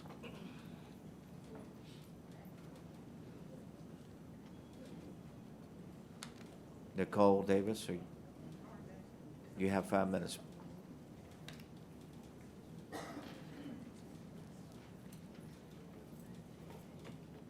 Mayor Rowe, Council, my name is Nicole Davis, and I'm with the Independent Center. And I want to thank you for your constant support of our mission to help people with disabilities not only obtain or maintain their desired level of independence, but actually be integrated into the community. Oftentimes when you get diagnosed with a disability, the first thing you think of is what's next? How do I handle the medical concerns? And it isn't until later that you realize that there aren't just medical concerns, there's actually community concerns. The idea that the home that you purchased and that you love is now a barrier and you can't leave it. The idea that your ability to drive has been taken from you. So how do you get not only to the doctor, but to the grocery store? These are many of the concerns that participants that we deal with who live in Portsmouth bring to us. The idea that the homes that they live in are not accessible, so they have to leave them to go to a nursing home. They have to leave the community that they built. The idea that the desire to get groceries is no longer an option because now you can't drive. Disability is a very unique minority. You're not just only born with it, you can acquire it, you can age into it.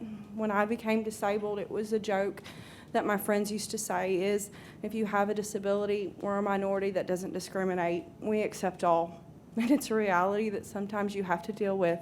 When you become disabled, you still want to be engaged in your community. And that's something that the Independent Center strives to do, to make sure that the citizens who live here, who were born here, stay here. I want to thank you of your support as we've worked with you for over the past 30 years, and thank you for your continued belief in what we do. Thank you. Thank you, ma'am. Our next speaker is Celine Bell.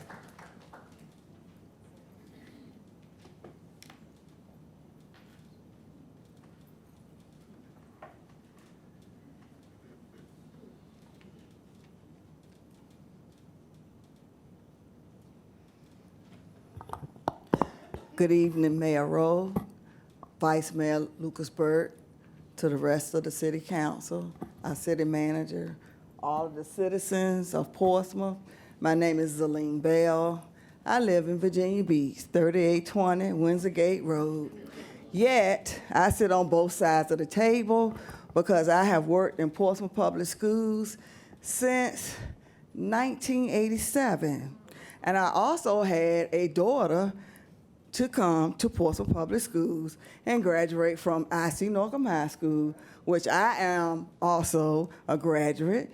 And I had several of my friends that say, why would you bring your daughter all the way to Portsmouth to come to this school system? And my reply is, if it was good enough for me, it's good enough for my daughter. And my daughter did well. She was an honor graduate.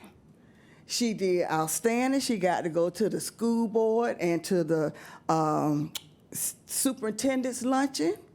She got the highest score for SOL for Algebra 1. She got the highest score for her SOL in geometry.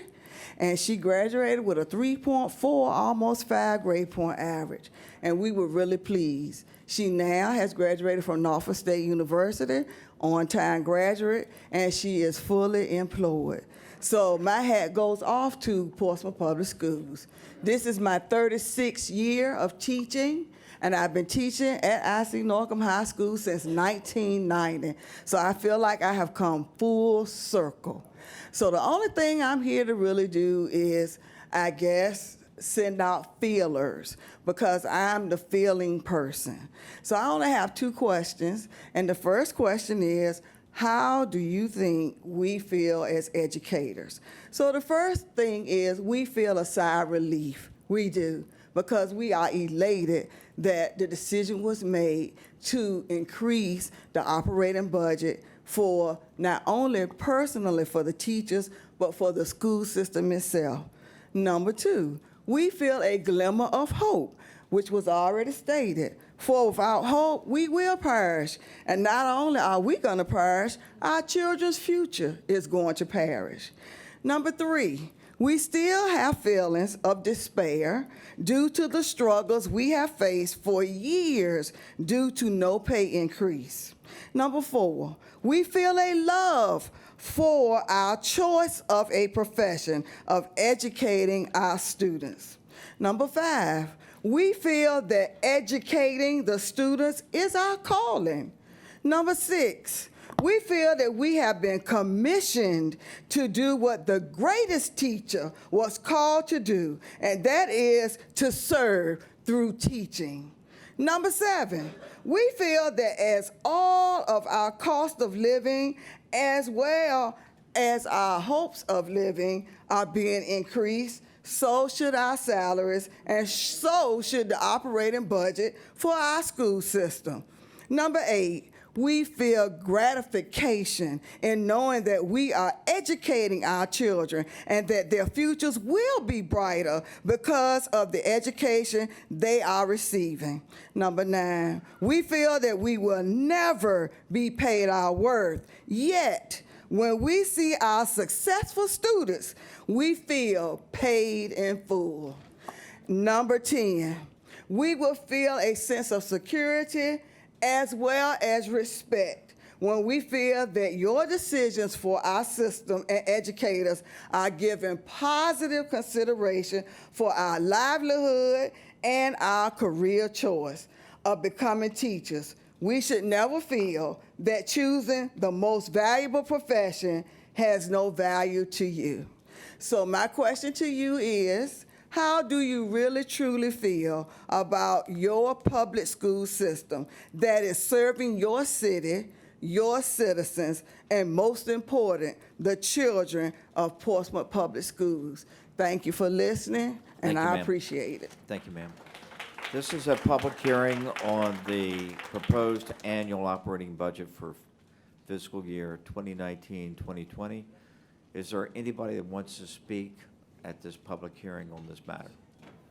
Please come to the lectern. You'll have 5 minutes. Please state your name and address. Mayor, Vice Mayor, council members, and city manager. My name is Garland Alexander, and I reside in 2913 Tanbark Lane, Portsmouth. I'm here representing the Police and Fire Retired Association, and I'm here tonight to speak for all public safety retirees. We are asking once again for a $100 across-the-board supplement for our pay for budget year 2020. Our years of faithful service in a hazardous occupation for citizens of Portsmouth should justify our request. Mayor Rowe, when we met with you last year with a request for $75 a month, you said if we could find the money, you would support it. We suggested you could take it out of the unassigned fund, and you were totally against, because it was a reoccurring expense. We were denied our request. At a work session last night, it was stated by Councilman Glover to take $2.6 million out of the unassigned fund and give it to the schools board for additional funding for teachers' pay. This is also pay raise. That is also a recruiting reoccurring expense. What's the difference? We feel like we don't matter to council because we are non-productive retired employees. We are for teachers getting proper pay, but we also need to be considered. All of you sitting on council who were elected and asked for our support, including working the polls, stated you would support us. Now is the time to do what you said and support our request of $100 across the board. If council wishes to give to both systems, we are not against that. That's how the other system received the $200 per month when it was supposed to be only for public safety. It is not our responsibility to find the fund source. That is the job of the manager and approved by council. The city attorney stated last night that we could not give $100 across the month because it had to be a percentage. You can do this by giving a higher percentage to the widows who make $10,000 a year and lesser amount to someone who makes $80,000 per year. This would accomplish a supplement of $100 per month. During my years of the fire service, it was done at least once, and I don't believe the rules of retirement board has changed since that time. The real facts are, if this council believes in our request, you will do the right thing and find a way to give us the $100 monthly supplement. And if you look at the handout that you got in the council work session, you could understand that that you're talking about now has been brought up to give look at a 0.5% or 1% per raise. 1% for the widows that are making $10,000 would be $100 a year, $8.33 per month, whereas a 1% raise would be for an $80,000 retiree would be $800 per year. So that's why we're asking for across the board, not a percentage, a 0.5%, which they talked about, you talked about, would be $50 per year. So we're requesting that some way this council will find a way to fund our request, and thank you. Thank you. This is a public hearing on the proposed operating budget. If you desire to speak, please come to the lectern, state your name and address, and you'll have 5 minutes. I would ask the chair that if I speak now, am I void of speaking non-agenda? You are. So I cannot speak non-agenda? That's correct. Okay, well, so be it. My name's Steve Carroll, 3112 River Edge Drive. I find myself with my shoelaces untied a little bit. Last night when I left, we agreed to give the $2.6 million, but the method had not been determined. And I'm pleased that you've done that. You've done so with a minimal amount of impact on general tax increases, particularly the real estate rate. But let me remind everyone here tonight, this is not over. Portsmouth is a financially stressed city. We are up to our earlobes in debt. You've heard that before. We're going to revisit this again in 2 or 3 years because we cannot continue to compete with other school systems for pay raises. Okay? We're going to revisit this. It's unavoidable. My wife comes from a long line of school teachers. 2 of my 3 daughters have teaching degrees. One of them has a master's degree in curriculum development. The other one is getting her master's degree. They excelled. I do not underestimate the value of an education. I'm an instructor, professional instructor. I feel the pain of undertrained and undereducated students every day, and it's very frustrating. I understand the frustration of teachers who have to take money out of their pocket to pay for school supplies. That should never be. But that frustration comes from other sources, and pay is not all of it. Frustration from students who don't want to learn. Frustration from parents who don't care. That takes a toll on our teachers, and pay raises will not cure that. Now, I've heard tonight that education should be a priority.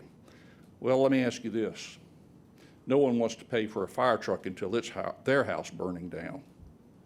No one appreciates a Portsmouth police officer until it's their wife or child stuck on a road in a bad area of town to be rescued by a police officer. Let me add this, and I've made this point before. No one in this room will know who Emily Duke was. She was a renowned teacher at Western Branch. Maybe some of the older people in here would. She had us all stand up in 7th grade and recite this. A gentleman named Elbert Hubbard, who died on the Lusitania, wrote this. He was a brilliant writer, business person, publisher. Made all of us learn this, and I've never forgotten it. And I send this message to parents who send their kids to Portsmouth schools. I'm going to quote it. I've never forgotten it. An education is a conquest, not a bequest. It cannot be given, it must be achieved. For the value of an education lies not in its possession, but rather in the struggle to secure it. Laziness should not be rewarded, and the laziness of parents and teachers should not be pressed upon our teachers. Principals need to understand that. Our school board needs to understand that. And we go to increase our financing in the future, all the cards need to be on the table, and I would agree wholeheartedly with some of the comments tonight. No more of this making accusations that $11 million is short unless you're willing to put the evidence up to prove it. The other side of the coin is our school board lied egregiously that provoked a grand jury investigation over their spending habits. That is not acceptable. I don't tolerate being lied to by anybody, and most of y'all know that. All the cards need to be on the table. And that's the only way you're going to have a funding formula that works and that will be sustainable. Thank you. Thank you, sir. Does anyone want to speak at this public hearing? Please come forward, state your name, and you'll have 5 minutes. I remind everybody this is a public hearing on the annual operating budget. Good evening. My name is Anna Gillette, and I live in the Western Branch neighborhood of Chesapeake. I come to you all as a first-year teacher who decided to teach in Portsmouth over many of the other cities around us. Excuse me. Last year, I graduated from Regent University right here in Hampton Roads, and I heard a lot about all of the different school districts in this area. I decided to come teach in Portsmouth because I believed that this was a place in which I would be needed, in which I could help educate the students here. I fell in love with the students here, and I'm fully committed to seeing that they have the education that they deserve.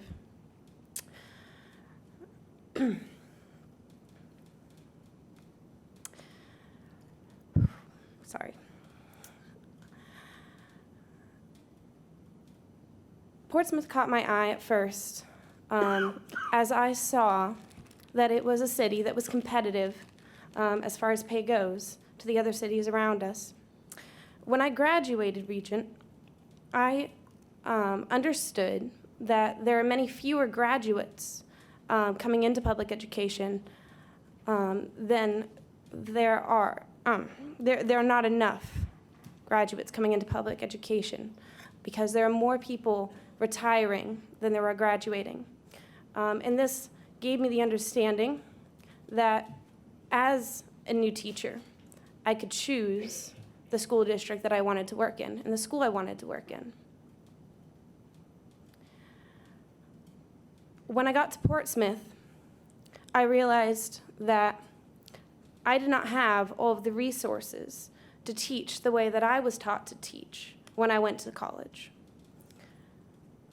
We were taught what the best practices were for how to teach reading, how to teach math. We were taught that in order to learn how to read, children need books. When I came to my school, I realized we do not have a book room. I did not have access to leveled books at my students' reading level. But as a committed teacher, I was committed to finding a way to teach my students how to read, even if the resources were not provided to me. So I began to research how to find books on my students' reading level, and I decided out of my own pocket to purchase a program that enabled me to find books on their reading level online and print them out. So every week for small group instruction, I would go online and find the books on my students' reading level that they were able to read, and print them out and cut them and fold them and staple them so that my students had books to read. I believe as a teacher, I did not get into this profession to make a lot of money. I got into it to make a difference in the lives of students. However, it is very hard, even as a person who has no family to support, to come home and spend my evenings creating books for my students to read because there are not enough books available on their reading level. I also have to say that if Portsmouth wants to have a good school system, we do not only need to have fully funded schools, we need to have fully staffed schools. And in order to have fully staffed schools, as others have said before, we need the reputation of a good school district. Although I chose to come and work in Portsmouth, many of my peers graduating here in Hampton Roads did not see it as a viable option because of the reputation in the community. However, I saw it as a school system that, although it had its struggles and it had some students with a lot of needs, I saw it as a place with people who cared and a strong community that loved those children and wanted to support them, and I wanted to be a part of that. So please, as you consider the funding for our school, keep in mind the reputation of our schools, keep in mind initiatives to bring new teachers to our schools, and be sure that as the money comes in, it is going where it is most needed so that our children learn the things that they need to learn. Thank you. Ma'am. Please state your name and address, please, and you'll have 5 minutes. I'm Shakima McCullum, and I'm a newly member of Portsmouth. I just bought a house in Cavalier Manor. I chose Portsmouth even though I knew the reputation, and everyone told me don't move here because the school district sucks. I have 2 kids in the school district. I volunteer a lot, and also I noticed I've traveled all around the world. I was in the military for 8 years, and even in my personal time, I always volunteer at refugee camps and different schools in different countries. One thing I noticed about here, we're very similar to third world countries. You go in classrooms, some of the classrooms are 30 kids to 1 teacher, and my son is 8. I don't know if you ever had a classroom full of 8 little boys, 8-year-old little boys and girls. You can't control them. And then when they don't have all the resources that they need, he goes to Lakeview Elementary, when they don't have all the resources that they need, it's hard for teachers to focus, to spend time with the kids, because you do have kids that are in poverty, and they have parents that work all the time, so they're not getting raised. So when you guys think about like what you're paying your money to and where you're gonna put monies anywhere, you need to think about the teachers, because at the end of the day, some kids don't have parents. And I get very emotional because I volunteer with homeless kids. There's middle school and elementary kids here in Portsmouth that sleep right out here on the bridge in these parking lots that run from security. So for me, when you guys give them the bare minimum, those kids and those teachers, that's their only hope. Coming to school, eating that free lunch, going home every day. I use my money. I'm a single mom. I don't make a lot of money. I work at Centerra. We don't make a lot of money, believe it or not. So I just want y'all to be really focused because it doesn't make sense to me. Here in America, like, I don't know what's going on. Like, being educated is important. I graduated high school at 16 years old. I'm a Geechee Gullah girl from South Carolina in the middle of the country. You know, like, our education system is like set up to make us fail. It's like you want the teachers to teach, but you also want them to send our kids to jail. Uneducated people go to jail. You keep funding the cycle for corporate America to make their stakeholders money. You make budgets with these toll people who charge all our teachers to come to work and get paid pennies. I make more than these teachers here. Do I feel like I should make more than them? No, I would rather make less money than the teachers. Because I know at the end of the day, education saved my life, my mother's life, my father's life. We're all educated. We all have master's degrees. I'm working on my master's degree. All my uncles and my grandpas, we're all educated. But we fought for that. And you shouldn't have to fight. And that's what I'm getting tired of. In Portsmouth, I moved here because I'm going to buy another house here, actually a duplex. But why would I want to buy a duplex here when you can't even get the education system up to par? Nobody's going to rent from me. But that's my main goal. And I know in Cavalier Manor, we are a good community. Like, we get together, we take care of each other, we help our elderly people. So if we don't start fixing our schools, we're still going to lose money. And it seems like I don't know any of you from a can of paint. I have no idea who you are. I don't know nothing about you. But all I know is if you don't decide to be transparent with your people on voting day, I go around to people's house, I sign them up to vote, I make sure they get rides to vote because they're elderly and they deserve to vote. I will make sure we never see none of y'all. I swear on my kid's life, and he's sitting right there, because it's important for our kids. If they were your kids, you would want them to go to school with a book. You would want them to sit down and eat. You would want their teacher to have supplies to teach them. Teachers shouldn't spend out of pocket. This young lady who just came up here, she's a young teacher. Like, you could tell she has passion, and that hurts me because a lot of my friends who are teachers walk away. Not because of the money, because of people like you. So all I'm saying is if y'all can get it together for everyone, you know, it'll make a lot of sense. And back home where I'm from, in my culture, we have a saying, clean day in the morning before the turtle comes. That means you gotta wake up a little bit earlier to beat the turtle. So that means you guys need to move a little faster and really look at the budget and don't just sit in the back room talking and whispering amongst yourselves. Because whatever deals and whatever these little corporations that put money in your pocket, and believe me, I know because I did it all in Hampton. I did the same thing in Hampton that I'm doing here. I'm out here, I'm out front, I'm very loud, I'm very vocal. I'm never quiet because I want the best for every kid, not my kid, every community in Portsmouth, because I really believe wholeheartedly Portsmouth have a chance if we can get together and you guys can be transparent with us and you actually sit down and listen to teachers. Because I promise I've never seen none of y'all in Lakeview Elementary. And if you have been, correct me if you're wrong. I've never seen any of you there. So I want to make sure that you come out and you meet my kid. My son's awesome, he's here. Other kids, you let them know, like, hey, I want to help you. Ask them what they need, because at the end of the day, they go home. And some of them go home to nobody. And you wouldn't know because you sit up here.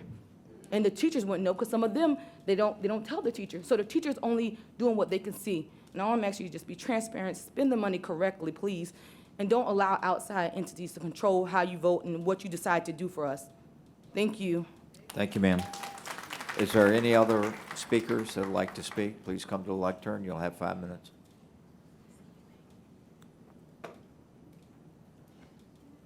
Please state your name and address.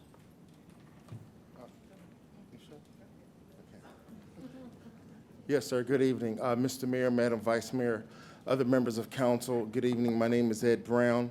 I reside in the 200 block of Webster Avenue in Port Norfolk here in Portsmouth. I just want to say thank you.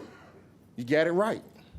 At least you provided partial extra funding for our school system. I emphasize partial, but we thank you for what you gave us. They asked for 3.1.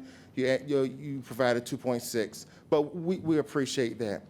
I just wanted to say that this cannot happen again. You all cannot continue to play politics with these kids' lives. That's exactly what's going on. I'm a proud teacher for Portsmouth Public Schools. I teach world history at IC Norcom High School. Great professional group of people who I work with. My child is also a student in Portsmouth Public Schools, so I really take this seriously. for my child and for the children who I teach. As you all know, this city has a high level of poverty, okay? Education, as you've heard before, is one sure way of a child rising out of poverty. But what really sticks in my mind is the STAR-based program. We always seem to go back to that because they're teaching children to participate in a career which provides a high level of income for them. And that is a surefire way of getting out of poverty. Do not play politics with these kids' lives. Good evening. Thank you. Please state your name and address, and you'll have 5 minutes. Good evening. My name is Elvira Johnson Williams. I want to thank you for what you did thus far. Unfortunately, you had to fight like who knows what to get that amount for our teachers and our children. I need you all to remember that your children are watching you. They see what you're doing. I even had a couple of kids come up and ask me how they vote. And I told them to start watching this on the television so they can see how their council members that were elected by the citizens of Portsmouth to do the right thing for the people of Portsmouth. Sometimes you do get it right. 99 times out of 100, you get it wrong. You hurt our children when you get up here and play politics. You hurt me when you get up here and play politics. This is not a joke at all. You miraculously found the money for the teachers. The mayor said Portsmouth is doing real good. Now he want to come up with another council and going to fund that with $50,000. Where in the name of heaven did you get that? Instead of wasting my taxpaying dollar and these people taxpaying dollars on this so-called council for this racism study you want to do, buy the supplies that these teachers need in their classrooms so they can stop reaching in their pockets to get it. That council you speak of, Mr. Rowe, it'll last about as long as it takes you to let the water, the dirty water out the sink. It's not gonna last. It's just a show. It's just a show. And everybody in this room know it. We'll never get anywhere doing what you're doing. Insanity. Doing the same old thing, looking for a different outcome. You're not gonna get it. I thank you, Mr. Shannon and Mr. Battle, Ms. Lisa Lucas-Burke, for sticking up and speaking up. Mayor, when you be interviewed again, and the next time they ask you about anything, please don't embarrass this city by saying, I got the majority vote. Don't do that. That don't look good. Not for this city, and it don't look good on you. Don't do it. Children are watching you. They're listening to you. They're watching what you do. And my father told me one time, a man's word was his bond. And two of you that's looking at me like you're ready to shoot me right now, your words ain't worth nothing to me. Have a good day. Next speaker, please. Next speaker. This is a public hearing on the proposed operating budget for 2019-2020. Please state your name and address, and you'll have 5 minutes. My name is DeAndre Barnes. I live in the Deep Creek Village portion of Portsmouth. First of all, I want to thank you guys for finding the money to fund our schools. Although it was partial, I do feel good about that because with that money, we're saving kids' lives. I say that because we would have to make. I'm from the Portsmouth School Board, and we would have had to make some very tough cuts. And those cuts would affect kids and after-school programs, sports, things of that nature. And I'm gonna be short, but just to show you how important that is, my little cousin was shot December 21st. He was in school December 20th. December 24th, they was out of school for Christmas break. And then he was shot and killed. So with that being said, we need to fund our rec programs as well. We need to continue to fund our schools because, again, we're saving lives with that. Thank you. Thank you. This is a public hearing on the proposed operating budget for 2019-2020. If you desire to speak at this public hearing, please come to the lectern.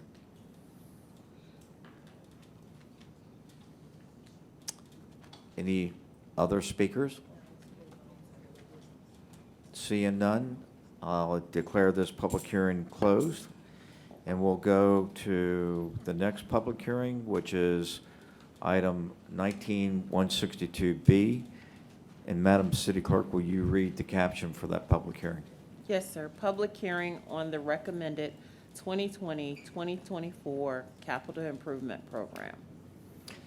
This is a public hearing on the capital improvements program. We do have two pre-signed speakers. I'll call on them first. This first speaker is Valerie Branch Melvin.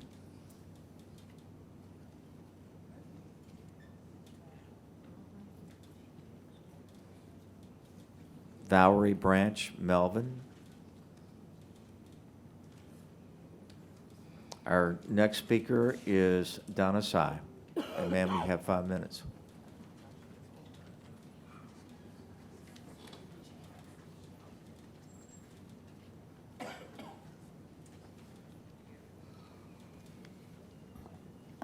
Good evening. My name is Donna Sy, and I live in the Woodbine Farms neighborhood. Agenda item 19-162B is on the 2020 to 2024 capital improvement program. At the last night's public work session, there was a review of some of the capital improvement projects.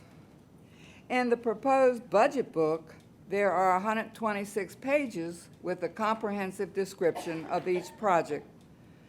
Some of the locations stated citywide. Is this a method to keep the people informed? Many of the projects are done by borrowing money from the bank in the form of bonds. Another thing, some of the projects don't have priority ratings.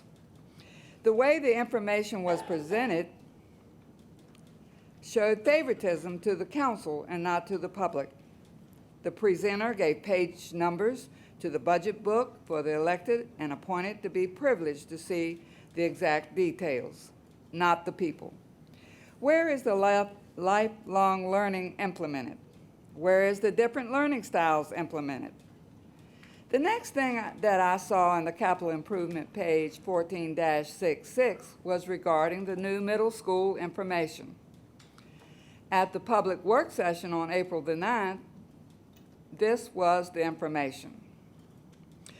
New middle school costs would be $38 million. The design and engineering would be $3 million. The construction would be $35 million. For the year, or its fiscal year 2020, would be $17.5 million. For the year 2021 would be $17.5 million. The debt service obligation would be $60 million. Fiscal year 2020 to 2040 would be $3 million each year for 20-year debt service payment.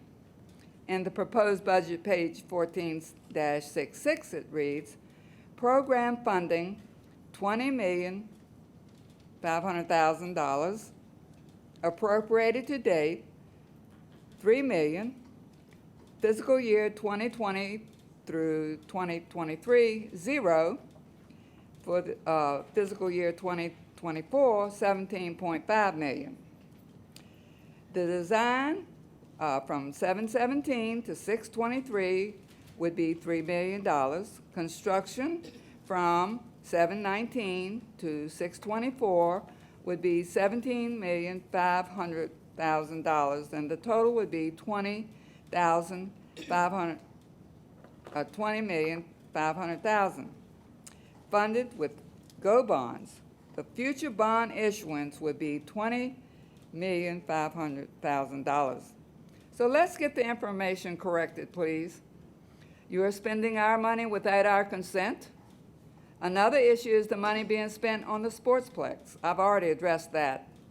I am also concerned about the $85,000 you're approving for the Circle of Sales without the people's consent. How about getting in tune with the needs of the people in this city? So far, I haven't seen any appreciation, concern, or honor of the people who voted you all to sit up there. Thanks. Thank you, ma'am. This is a public hearing on the five-year capital improvements budget that's been proposed.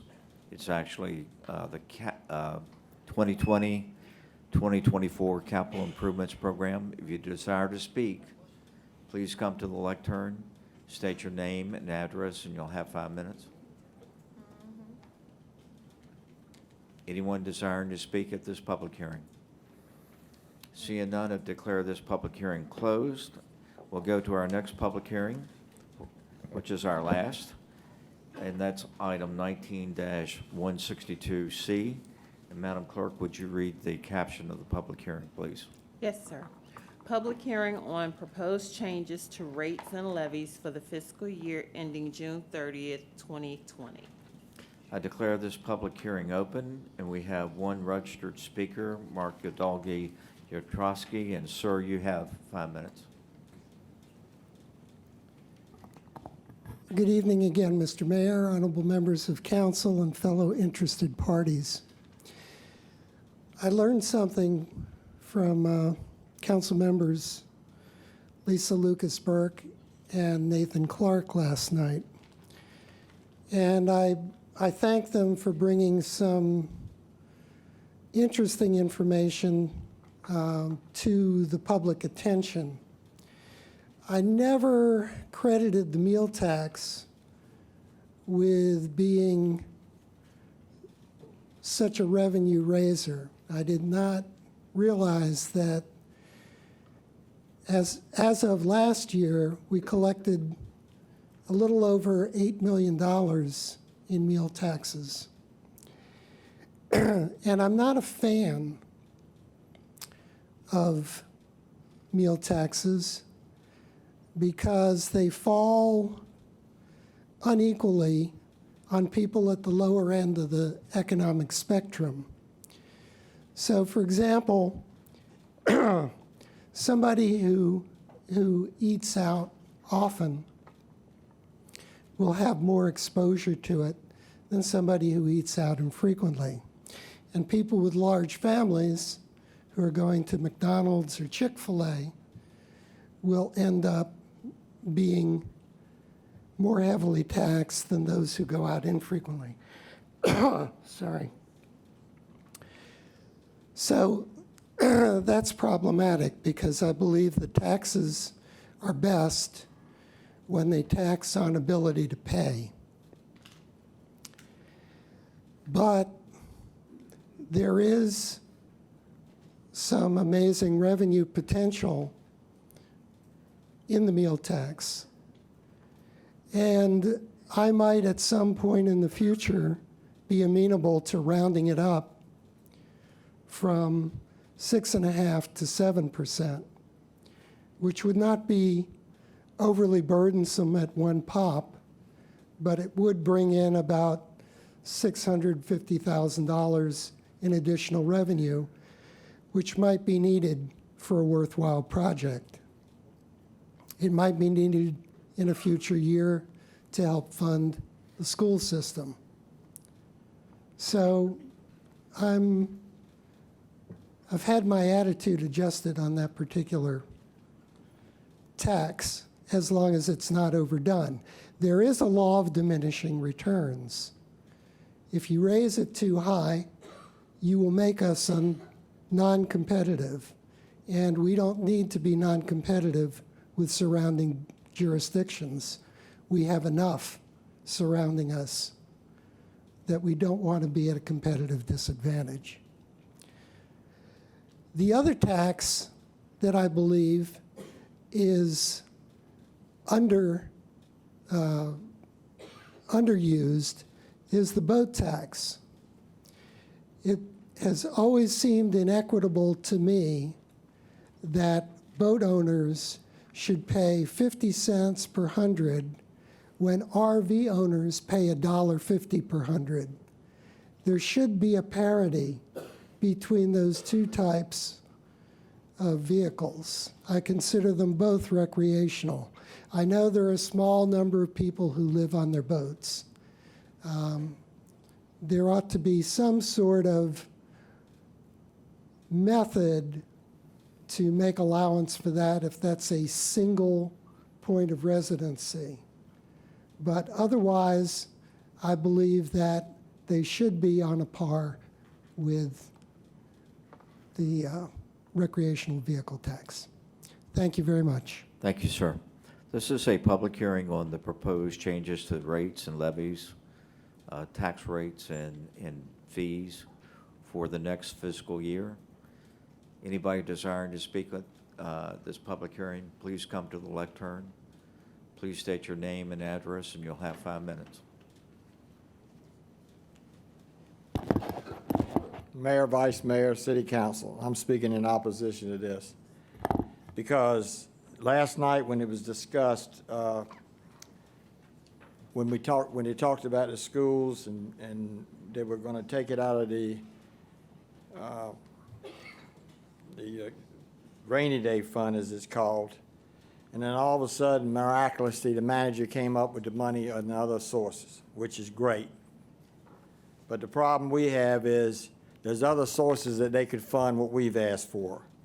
And the talk that's been talked at the council work session about looking into in October, giving us a 0.5% raise, I guess. The general wage, according to what was at the budget presentation, received, I believe, 2.5%. And of course, usually when you say general wage, you mean the other employees, not public safety. But I understand now that that's both public safety and so we call general wage employees, is everybody's getting 2.5%, except retirees. But we are opposed to even advocating a 0.5% raise.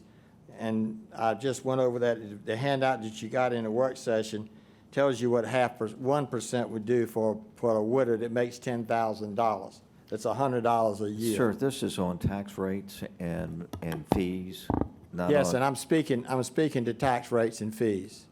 Okay. I'm speaking against because it doesn't have in that tax rates and fees what we requested, which would come out of the tax rate and fees. So that's why I'm speaking against it. But as I said, it doesn't do justice to the people, public safety people, that put their lives on the line for a number of years, and now we're asked to, once again, go without a raise.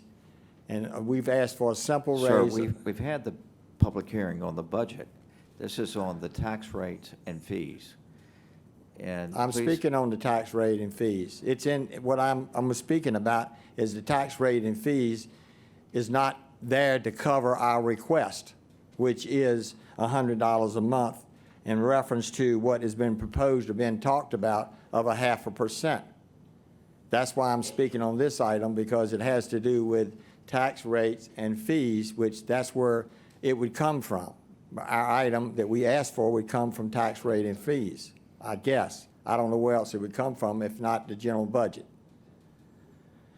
But as I said, it doesn't do what we asked for nearly as far as being treated fairly compared to other employees, and what the request has been talked about as far as a 0.5%. It doesn't come close. So we're opposed to the rate structure without including our request. Thank you. Thank you, sir. This is a public hearing on tax rates and fees. not on the operating budget. Does anybody want to speak on this public hearing? No further speakers? This public hearing is closed, and we'll take a 10-minute recess. We'll reconvene at 9:40.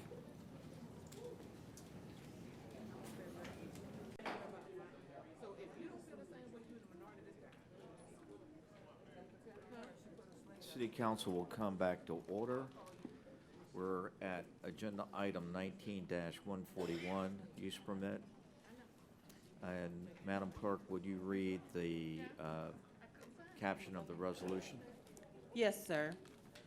A resolution granting a use permit, UP 1904, to Satisfied Home Builders, LLC, to construct 4 townhomes at 3800 Turnpike Road, tax parcel 0338-0300.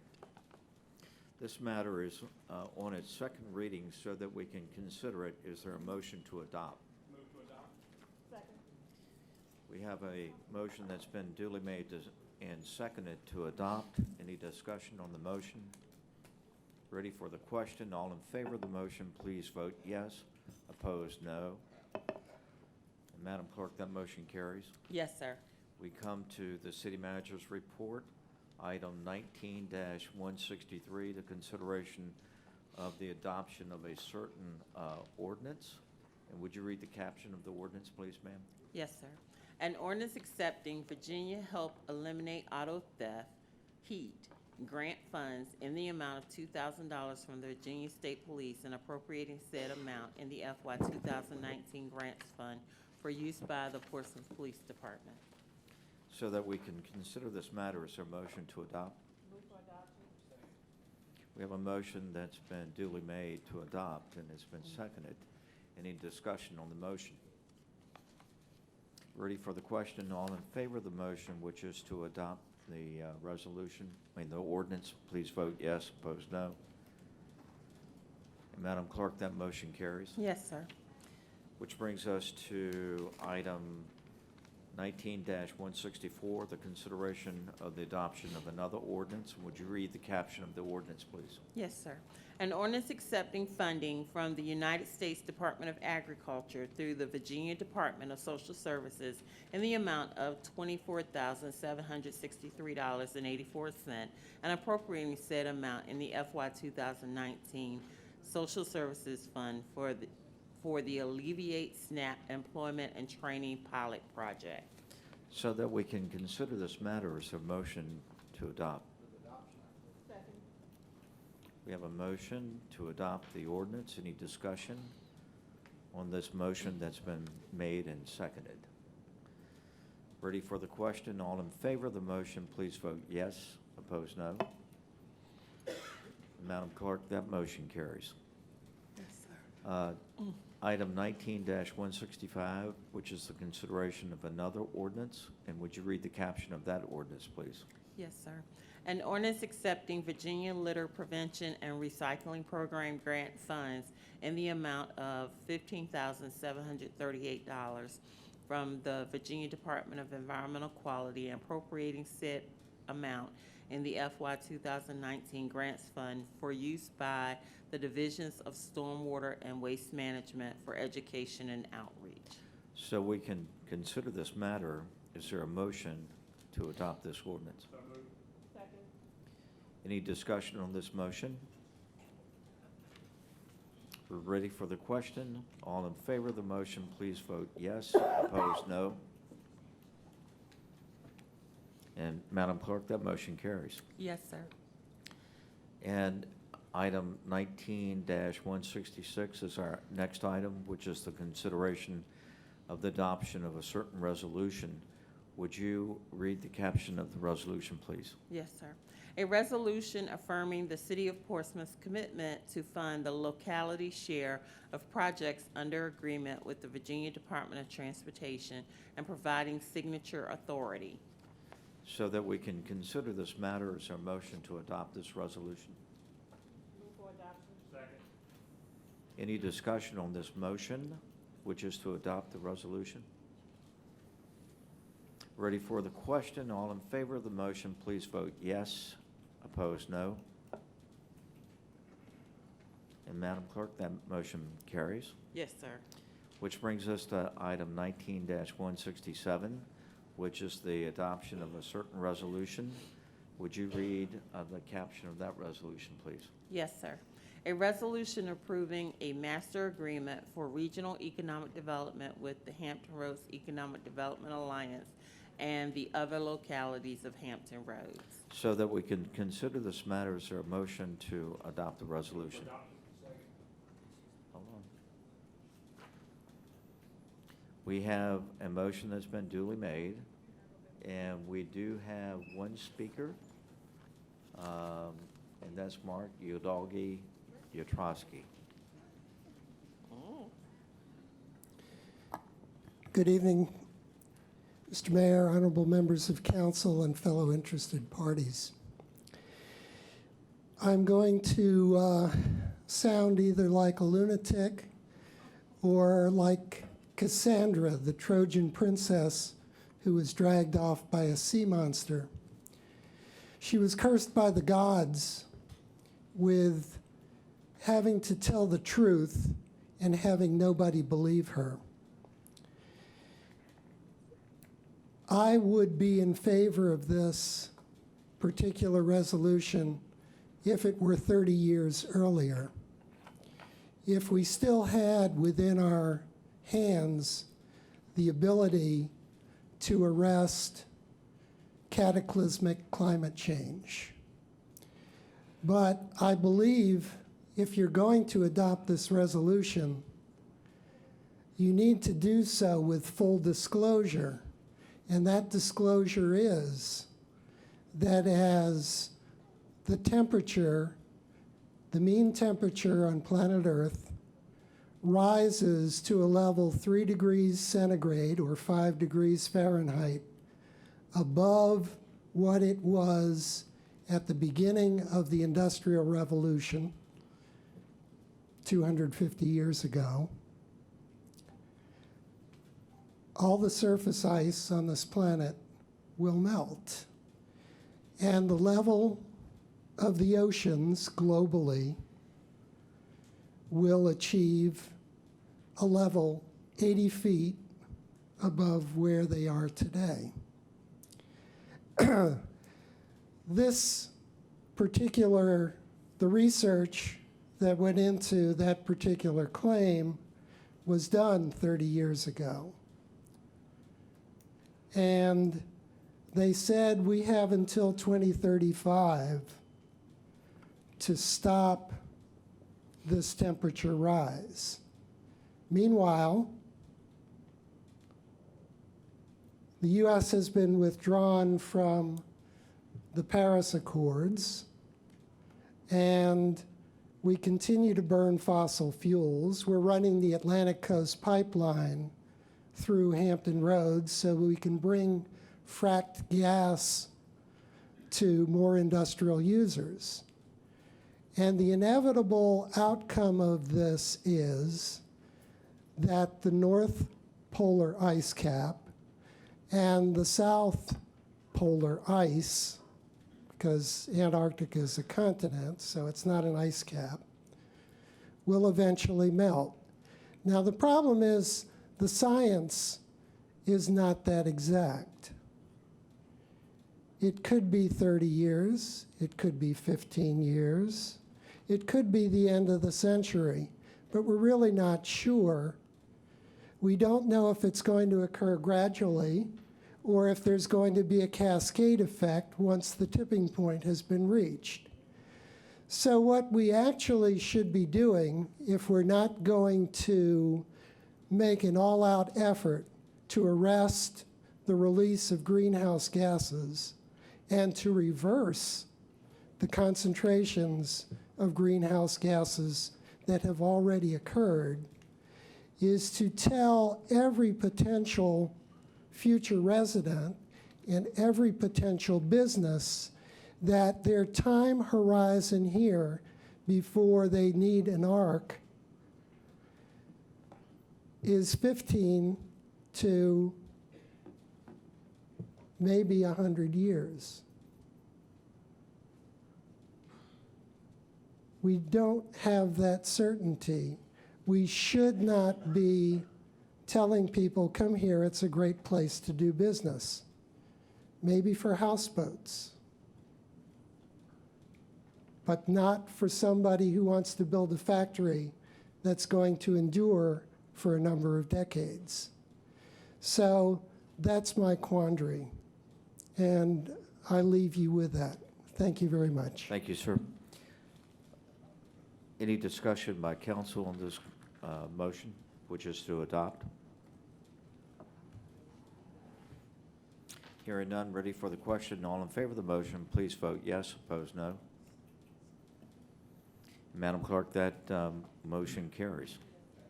Which brings us to new business, item 19-166, excuse me, 168, boards and commissions, and we have a report from Councilman Moody. Thank you, Mayor.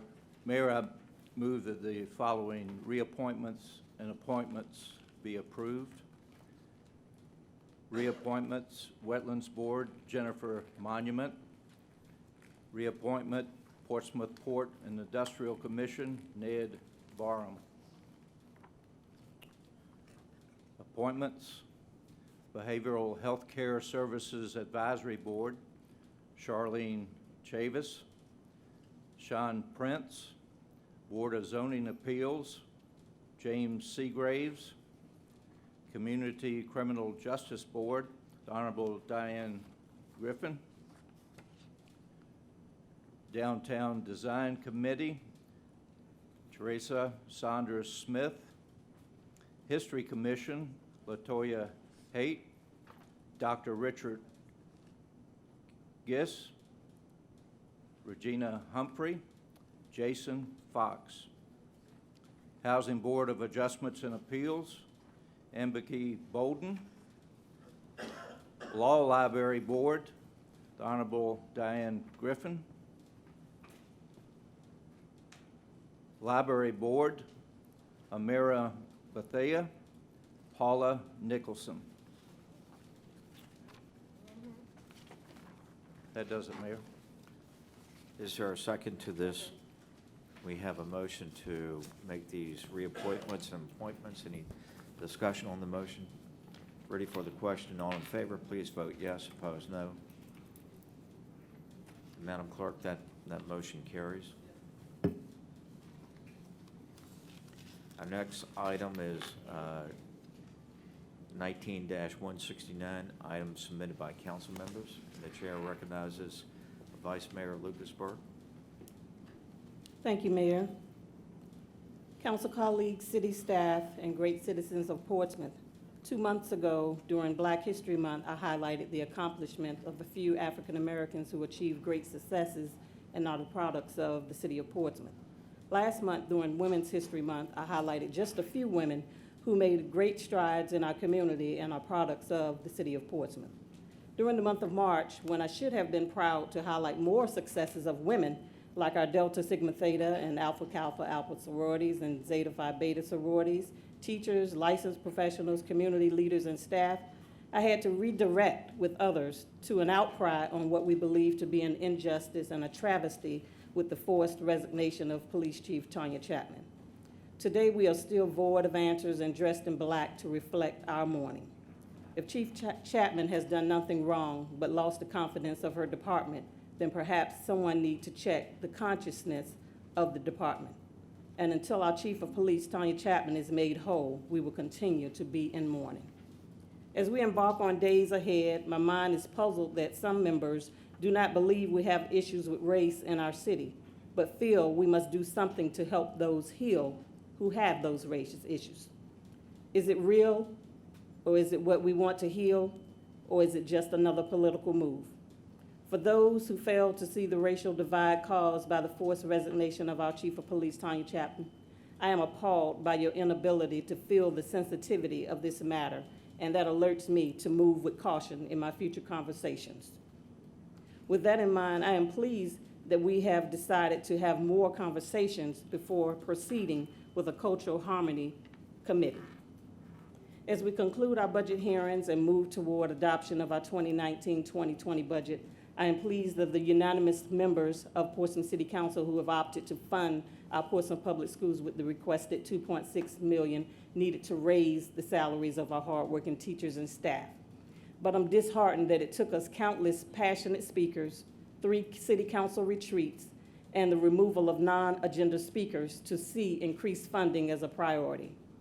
Hindsight is 2020, and 2020 is an election year for the majority of us on council. And as a liaison to the Portsmouth Public Schools, I will continue to fight for what is right by providing for quality education for our Portsmouth students and the competitive salaries of our teachers. Thank you. The chair recognizes Councilman Glover. Thank you, Mayor. And I just want to take a moment to thank each and every one of you for remaining here with us tonight. I want to thank all the speakers that came to share their stories, their passion, and their desire to create a better Portsmouth. What I have said from the beginning, I didn't run for this office because I wanted to be a part of the status quo. I ran because I wanted to use my skills and abilities to help improve our city and make us the city we all desire. I continue to believe in that, and I will work very hard to achieve it. But I just want to add one more thing in thanking everybody that participated in this discussion we had tonight, because I believe it was a discussion. I want to thank all our city staff who put in the hard work to kind of go back and look at things and take a second look to ensure that they were doing the best that they could to provide the best for the citizens of our city. I've said this once and I'll say it again. Until we as a city make education and the success of education a priority in the city of Portsmouth, we will not achieve the goals that we set forth. Education. Education. My mom raised 6 kids. Education is the great equalizer. When we decide as a city to make education a priority, and all of us, everyone in this room, participate in making that a reality, we will then become the city that we all desire to be. Thank you. Thank you. Our next item is 19-170, report on pending items. Mayor, Vice Mayor, members of City Council, there are no pending items to report on. Thank you. This concludes our regular agenda.